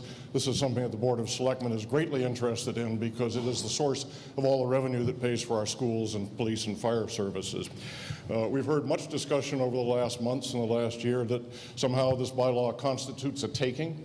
It is not a taking under either state or federal law. It is a permitting process and a screening process. We ask for permits from homeowners when they want to build a house. We do that for fire safety, for water safety, sewage, and others.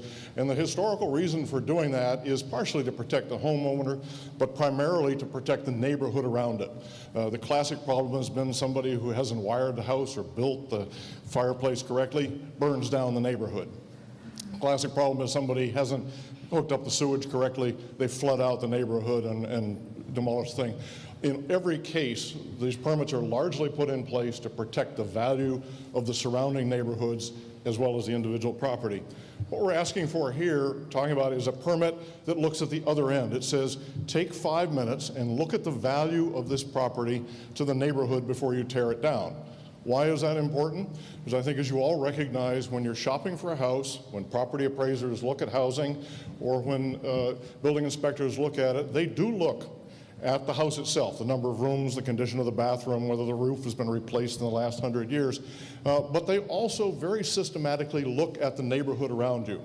Part of the value of your house is baked in to the neighborhood. Okay? If you have a neighborhood that's consistent in size and shape and design, whether it's old or new, if it's well maintained and pleasant, people say the neighborhood has a good look and feel and you're willing to pay more to move into that neighborhood. If you drive through neighborhoods that have a hodgepodge of housing, incompatible for ugly designs, people will pay a lot less for that. So at the core, what we're asking for here is a way of looking at the value and benefits to the neighborhood as a whole. The second point is that these impacts relatively few property owners. I think Jack's chart shows you that of all the houses out there, relatively few apply for demolition permits every year, and only a couple actually go to the end of the process. Most of the requests are granted rather quickly. Only a few are delayed as much as a year. And if you look very closely, as we did, at who is delayed, it's not your elderly retired couple, it's not your grandparents, it's the developer.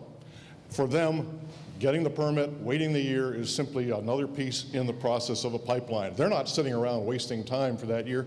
They're working on other projects and they're moving these projects down the list. So it's not sort of stripping you of your ability to sell a house or cash in on it. It's really affecting a developer and speculating on it. The last thing that I think appeals to us about this is that the permit hearing and process is really quite flexible and negotiable.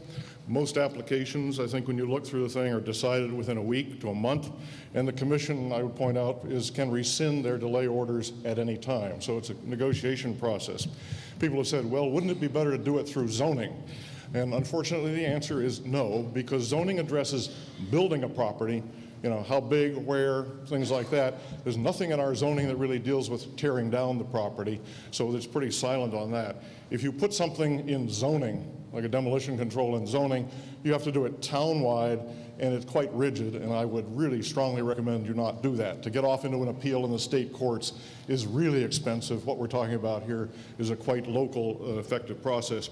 This has much more flexibility, and we very much prefer it because it keeps the discussion at the local level between the homeowner, perhaps, but at least between the developer and citizen volunteers on a community, so it is a much more a local issue. So in summary, the Board of Selectmen recommend favorable action because this is something that will maintain the value of the entire community's tax base, which is critical to us. It affects relatively few, in this case, mostly developers when you trace the paper down, and it maintains local control of the decisions. Thank you very much. Last speaker, Mrs. Sekaras.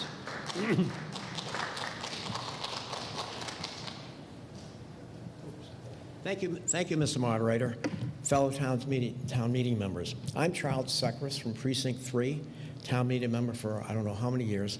And I rise not to try to convince you one way or the other, but I want to add two things to the discussion that I don't think that have been brought up. One is there was a little bit about the responsibility we have as well as individual rights.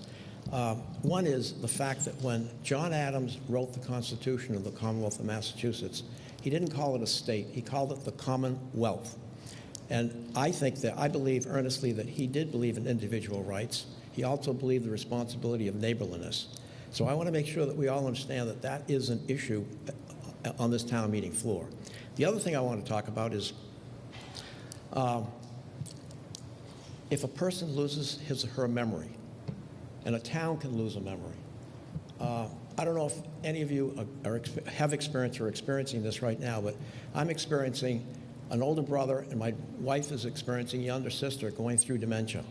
And it's really a tough thing to see. Literally, they are losing their memory. And it means that they have no basis from which to start or discuss a subject. And in a way, a town can lose its memory through demolition, rapid demolition of too much stuff going on. And the reason why I'm particularly concerned is because right now, with low interest rates, I'm an architect. I do a lot of work with real estate developers. And I know that a lot of developers who normally would do much bigger real estate deals are not doing them today because the risks are too great. But with the low interest rates, they're going to do what they call smaller deals. And to them, buying a house or two in a suburban community that's really an extraordinary community with a good school system and a transportation system in Boston, it's reason for them to really seriously look at the town of Winchester. And they are, and they will continue to do so until I think that the economy comes around. But every time there's a drop in the economy, they'll come right back. So my concern is that without recognizing the value of the community, they're looking for a profit motive, which I believe in, believe me. But I'm concerned that the town could lose its memory. And I'm very, very concerned about that. I also want to make sure that we all understand in this room that one of the most previous speakers indicated very precisely about the regulation of the Department of Interior. But he was really talking about the Department of Interior's regulations having to do with tax deductions on projects that when a developer takes on a historic property, there are regulations in order for that person to secure tax credits. There are regulations that they must uphold, and they have to do with the historicism of the house. So that has nothing to do with what we're talking about here. It has nothing to do with it at all. So it's a question of getting a permit to do something.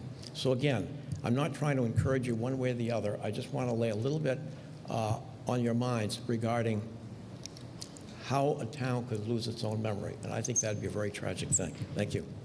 Thank you, sir. Ladies and gentlemen, we're ready to vote, and I'd just like to ask Mr. Swanton, would you move over one seat?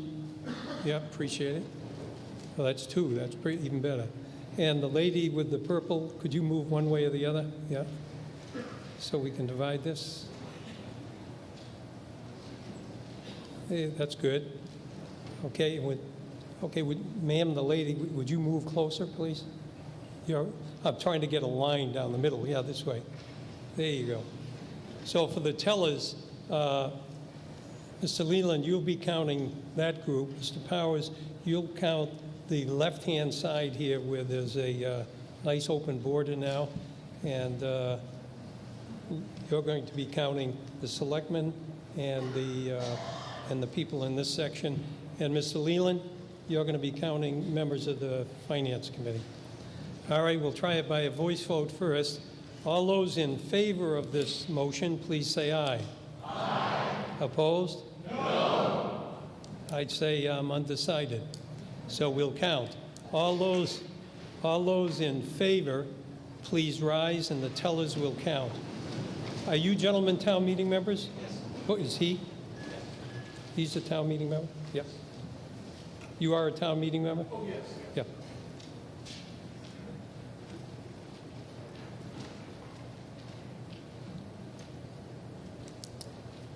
Wow. 12. 17. 17. 26.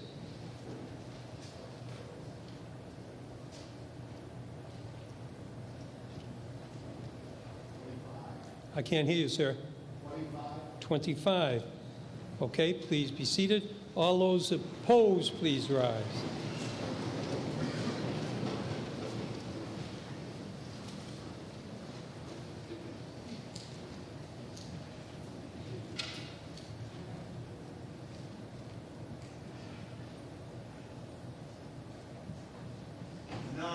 Nine.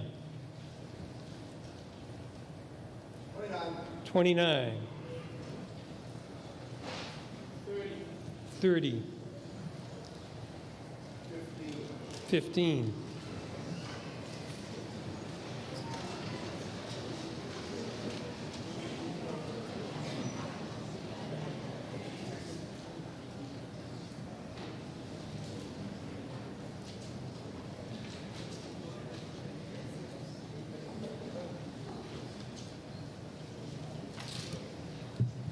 'Wow.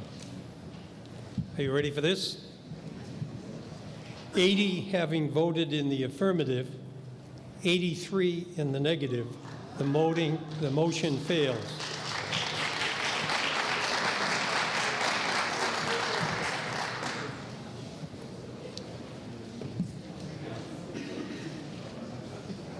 Okay, ladies and gentlemen, that brings us to Article 3, to see if the town will vote to amend the Code of Bylaws by inserting a new Chapter 18 as follows. Chapter 18, Public Shade Trees. And Betsy Krager is the primary speaker. And Betsy, give me a minute. I want to explain something there. We don't have a PowerPoint, do you? Oh, no. Betsy Krager, is that what you want? Yep.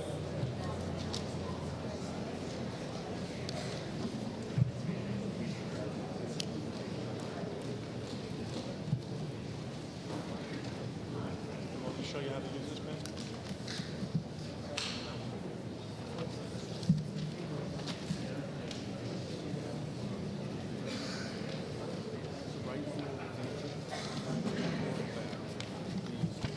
Ladies and gentlemen, just one little bit of clarification on this. The motion that you have in your book, there are some minor changes compared to what was in the thing that were the motions that the articles that were sent to your house. And let me just tell you what they are, and they're really negligible. On page 28 of your handout, it used to say post on a tree. It now says post a notice on the tree and post. He then will hold a public hearing. Yes, ma'am.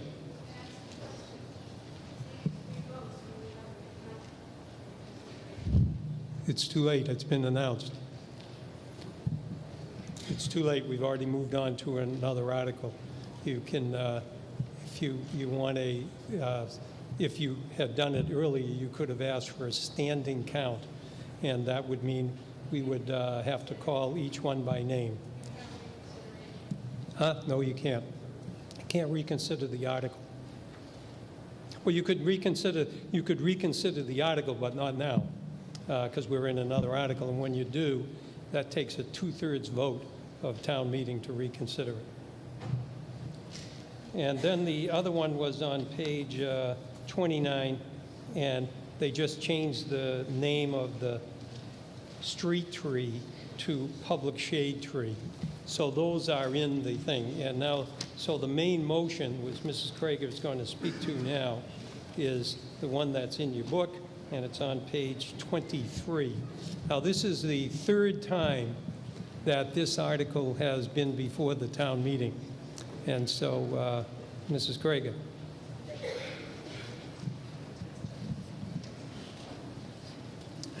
Thank you, Mr. Moderator, Finance Committee, Board of Selectmen, town meeting members. And we do hope that the third time's the charm here. Having been here before, let's see, there we go. This is brought to you by the Permanent Street Tree Committee, of which I am the chairman. It was created in 2009, advocates for street trees. provides policy recommendations to the Selectmen, the Planning Board, and to Capital Planning, advises on public shade tree programs, and derives its funding from DPW tree funds, as well as contributions from the Peter Van Aken Street Tree Fund, which is certainly open for other donations as well. The members include our tree warden, Jay Gill, myself, Jim Whitehead from the Conservation Committee, Julie Riemenschneider from Design Review, and Peter Wild, who represents the Town Forest Committee. Well, we always love, there we go, we value our street trees, and we want more. Well, why? Aesthetic appeal. It's because of what they add to our neighborhoods. They really add to the character of where we like to live.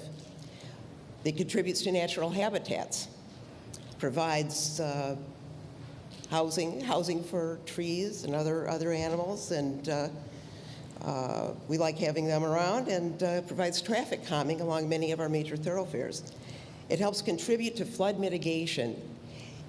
A medium-sized street tree can carry a lot of water and keep it from going right downhill into the river downtown. It can retain, just one tree can take up to about 3,000 to 4,000 gallons of water annually. So given the amount of trees that we have in town, we get a lot of help in our flood mitigation from our local trees. The Board of Selectmen voted last year to participate in the Tree City USA program, which highlights the benefits of street trees for the community and helps support existing town programs. As part of that, they have also designated Town Day as being our town's Arbor Day. We will be having a tree planting ceremony in back of Town Hall at 10 o'clock, and I certainly welcome all of you to attend. Well, what is a public shade tree anyway? It's defined under Mass General Law, Chapter 87, which forms the basis of the article in front of you. A public shade tree is a tree that's located in the right-of-way. Well, picture's worth 1,000 words. Right-of-way or on the boundary. So for these two, you can see the sort of center trunks there. If it is directly on public property in the verge there, or if it's on the border, just inside there and transects there, that is a public shade tree. The one in back is on private property. It is a private tree. Well, what do we need a bylaw for anyway? Well, it provides a general framework of operation, Mass General Law does, but it doesn't have the specifics that we have taken in for Winchester. It's really tailored for our community. Mass General Law enables communities to pass local bylaws, and this is why we are here, to bring that into our local bylaw. However, Mass General Law is quite general, and it leaves quite a few unanswered questions. For example, if we do have to have a public hearing, for which this actually does lay out procedures, who pays to advertise? Well, the applicant does. Who pays for the tree removal, or if it is removed and replacement is required? The applicant. Who determines if a tree is a public shade tree? Our tree warden. What if someone removes a public shade tree without permission of the tree warden? Well, there are provisions for mitigation. After all, they're cutting down your tree. It's public property. What does it really do? Whoops, sorry, getting ahead of myself there. Clarifies responsibilities for both the town and for homeowners. It incorporates town policies and practices to address ambiguities of state law. We have been trying to act within the confines of Mass General Law. However, for example, with respect to any fines or penalties, we don't have the capability of being able to collect them as yet. Nor do we really have the aegis for collecting payments for people to help defray expenses. It allows for the adoption of reasonable regulations and reduces the potential for disputes and litigation as a result. What it does not do is affect trees on private property unless they become a hazard to public health. For example, if there were boughs hanging over a public sidewalk or something like that, or add to existing administrative or financial burden of the DPW or other departments, because in essence, it brings existing practice to the extent that we can in. Well, last but not least, yeah, we've got that cute little pony who's back. Our current bylaw says very simply, no person shall in any manner cut or mutilate any tree, not his own, standing in the street or public place in the town, nor shall any person tie or fasten any horse or any other animal to such tree. I'm not sure when that came in, but I suspect it was probably sometime a long time before 1920. So with that in mind, I would also like to point out we had put out a top 10 list. It's nowhere near as funny as David Letterman. But if you want to take a look through there, that'll give you some more reason to vote for this article. And that's it. That's it. Thank you very much. Thank you. Further on the question? I can't see you, Sue. I'm sorry. The light's in my eyes.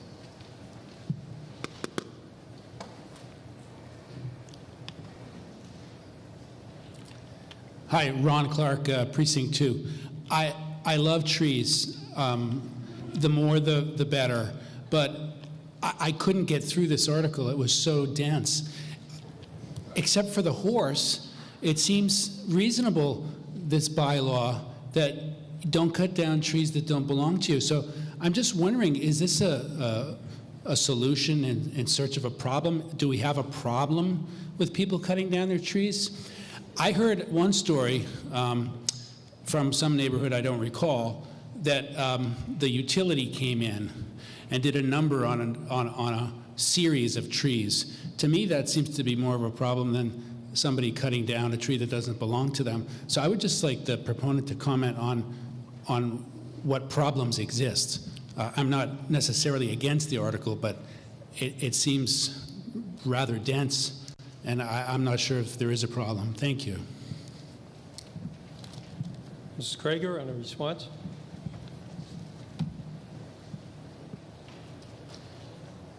Well, we have had some issues in the past. Well, we know how much tree cutting can really be a detriment to a neighborhood. Actually, a good example that we do have, in fact, where the town really wasn't able to really do anything about it, frankly, was on the corner of Bacon and Church Street, and there was a home there, and they chopped down a couple of very good-sized maples there that were town trees, but we really didn't have any ages for any penalties associated with that at that time. So that's just a good graphic example of that. In the past, when people have have consulted the tree warden actually about issues, we've generally been able to talk with them, have a hearing, and be able to come up with substantive agreement. We had an issue up on Ridge Street with a resident who wanted to take down a couple of very, very good-sized trees up there, and both the tree warden and the street tree committee disagreed. However, our tree warden was able to go up, talk with the resident, got some help for him with a fence that he felt was being, a stone wall that he felt was being dislodged, and as well as were able to help him with some of his tree maintenance as well. And so, generally speaking, we've been able to work through things pretty well, which we would like to be able to continue. But it would also help us to be able to have the additional funding to offset our costs associated with the program as well. So definitely there have been some instances. And we would like to, number one, make people more aware. And I'm sorry it seems so dense. We actually brought most of this straight in from state law, and really makes it applicable more specifically to Winchester. Over half of the communities in the Commonwealth have accepted public street tree laws. This is Chapter 87, which we're adopting, is enabling legislation. It allows communities to actually pass their own street tree bylaw. This is the Winchester version. Mr. Natale.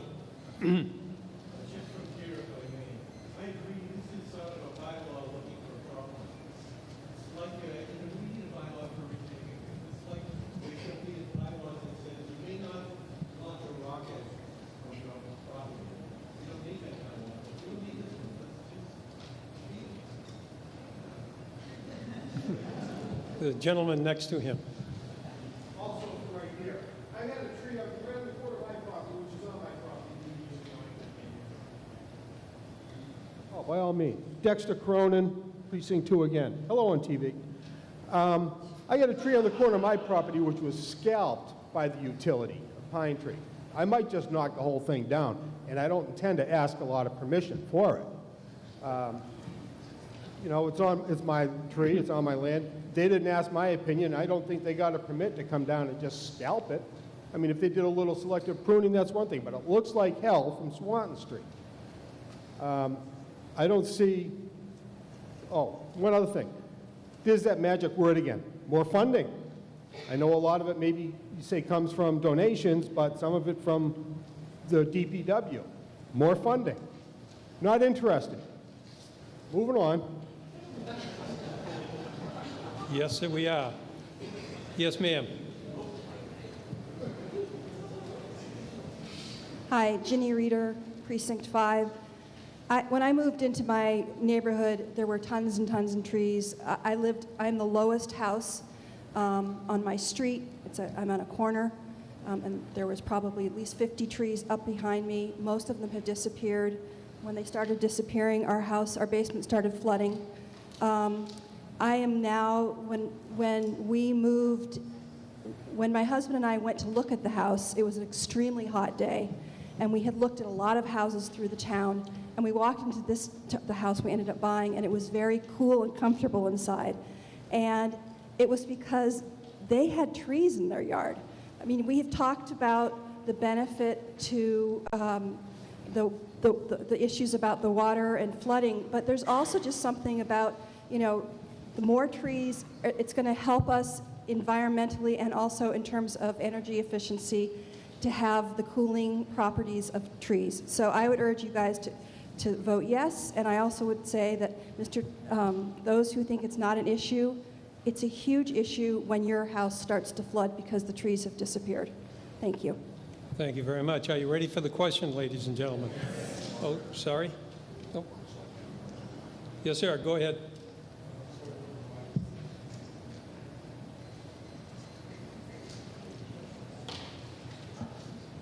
Diab Jarius, Precinct 8. I just wanted Speak up, please. My name is Diab Jarius, Precinct 8. I wanted to just make 2 quick points. One is I've read through both the Mass General Law and these bylaws, and they're very similar. So this isn't a whole lot of extra regulations. This is already in the general law. The other thing is, and I think it was pointed out by the proponent, is that this doesn't affect private trees. So if you have a tree that you need to take down and it's not in public, it's your tree. So it doesn't affect that. Thank you. Mr. Grenzerbeck.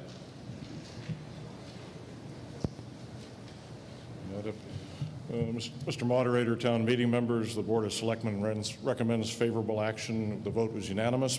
To address Mr. Clark's question, it addresses 3 problems that we've seen. One is people illegally cutting down public street trees when they block their view and for any other reasons. When that's done, the town has very little recourse. People usually say, tough luck, you know, the tree's down, we can't do anything. This bylaw puts teeth into it, allowing the town to go after the person who's illegally cut down the trees and recover damages or the replanting of the tree. The second thing it does is we have problems with people leaving dead or diseased trees hanging over the sidewalk where they're at risk sometimes of falling down on pedestrians or cars. In many cases, property owners say, well, I'm just going to leave it there. I don't want to incur the cost. If it falls down, that's tough luck. If it falls on somebody else, that's tough luck. This, I think, is a public hazard in some cases. The bylaw gives the town and Jay Gill and the DPW the ability to get a warrant and take that tree down, and if it's a hazard, and then go back and recover the costs for that. So we say, and then the third point, it improves our negotiating position with the utilities. I think, as many of you have observed, the utilities' idea of happiness is to clear cut any tree that's anywhere near a power line or a telephone line or a cable line.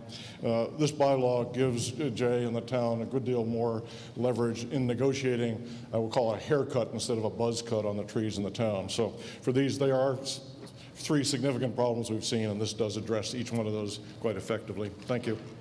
Thank you. Yes, sir.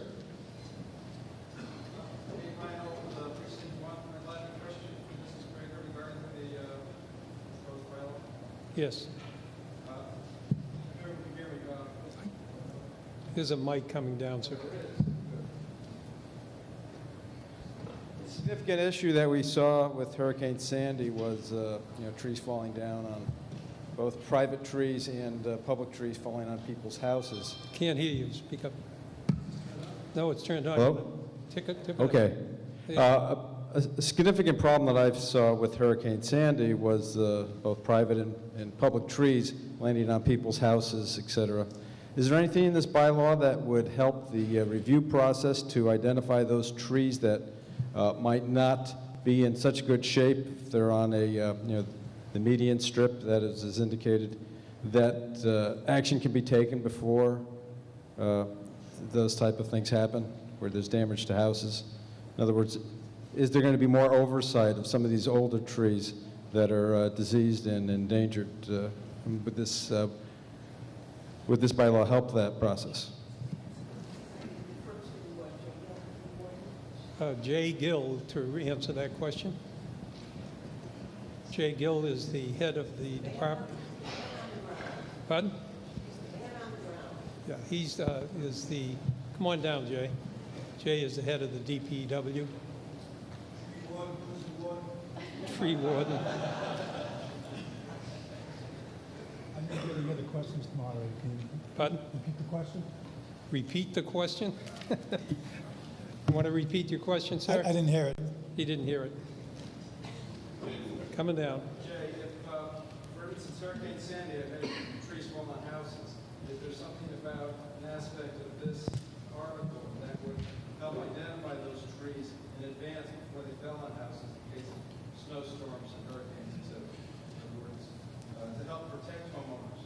Is there a flip side, rather than just punishing homeowners for taking some action? Is there some benefit in this in terms of oversight of trees that might be endangered? To answer your question, we don't have any surveys that we go around to all the streets in town, and we have 89 miles of road. We don't go around and do any surveys on any public shade trees or private trees.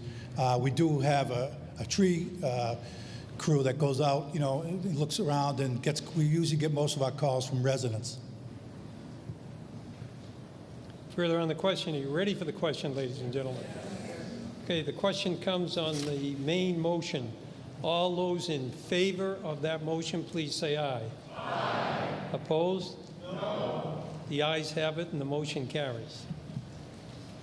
Ladies and gentlemen, it's almost 20 past, and we only got one other non-financial article, and I think probably the best bet is to postpone that to be the first order of business at the next meeting. If I could, let me just make an announcement, and this might be helpful for your planning. As you know, tonight is the 29th, and the next town meeting would normally be Thursday. But, on Thursday, all we'd be able to take up is non-financial articles, and Article 4 is the only non-financial left. So then we'd go to Monday the 6th, which is a week from today. And so if we adjourn now, we'll meet next on the 6th. And then at that time, I'm sure somebody will show up and make a motion that we not meet on the Thursday, because every year for the last 5 years, that Thursday has been scheduled for the Hall of Fame dinner for the Winchester Sports Group. And so the town meeting usually postpones the meeting. So for planning purposes, assuming that's going to happen, the next town meeting will be on the 6th, nothing on Thursday again, and then on the 13th and the 16th. Okay, so that's 2 more Mondays, and then Monday, Thursday until we get done. Okay? Then the lady that asked the question on reconsideration, if you could come up afterwards and I'll show you what the rules are. Okay? Is there any further discussion? It's moved and seconded that the meeting be adjourned until May 6th.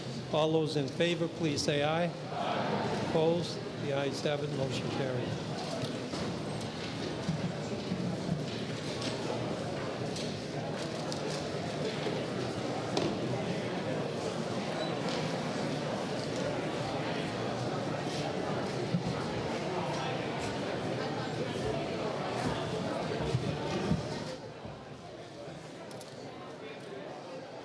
up.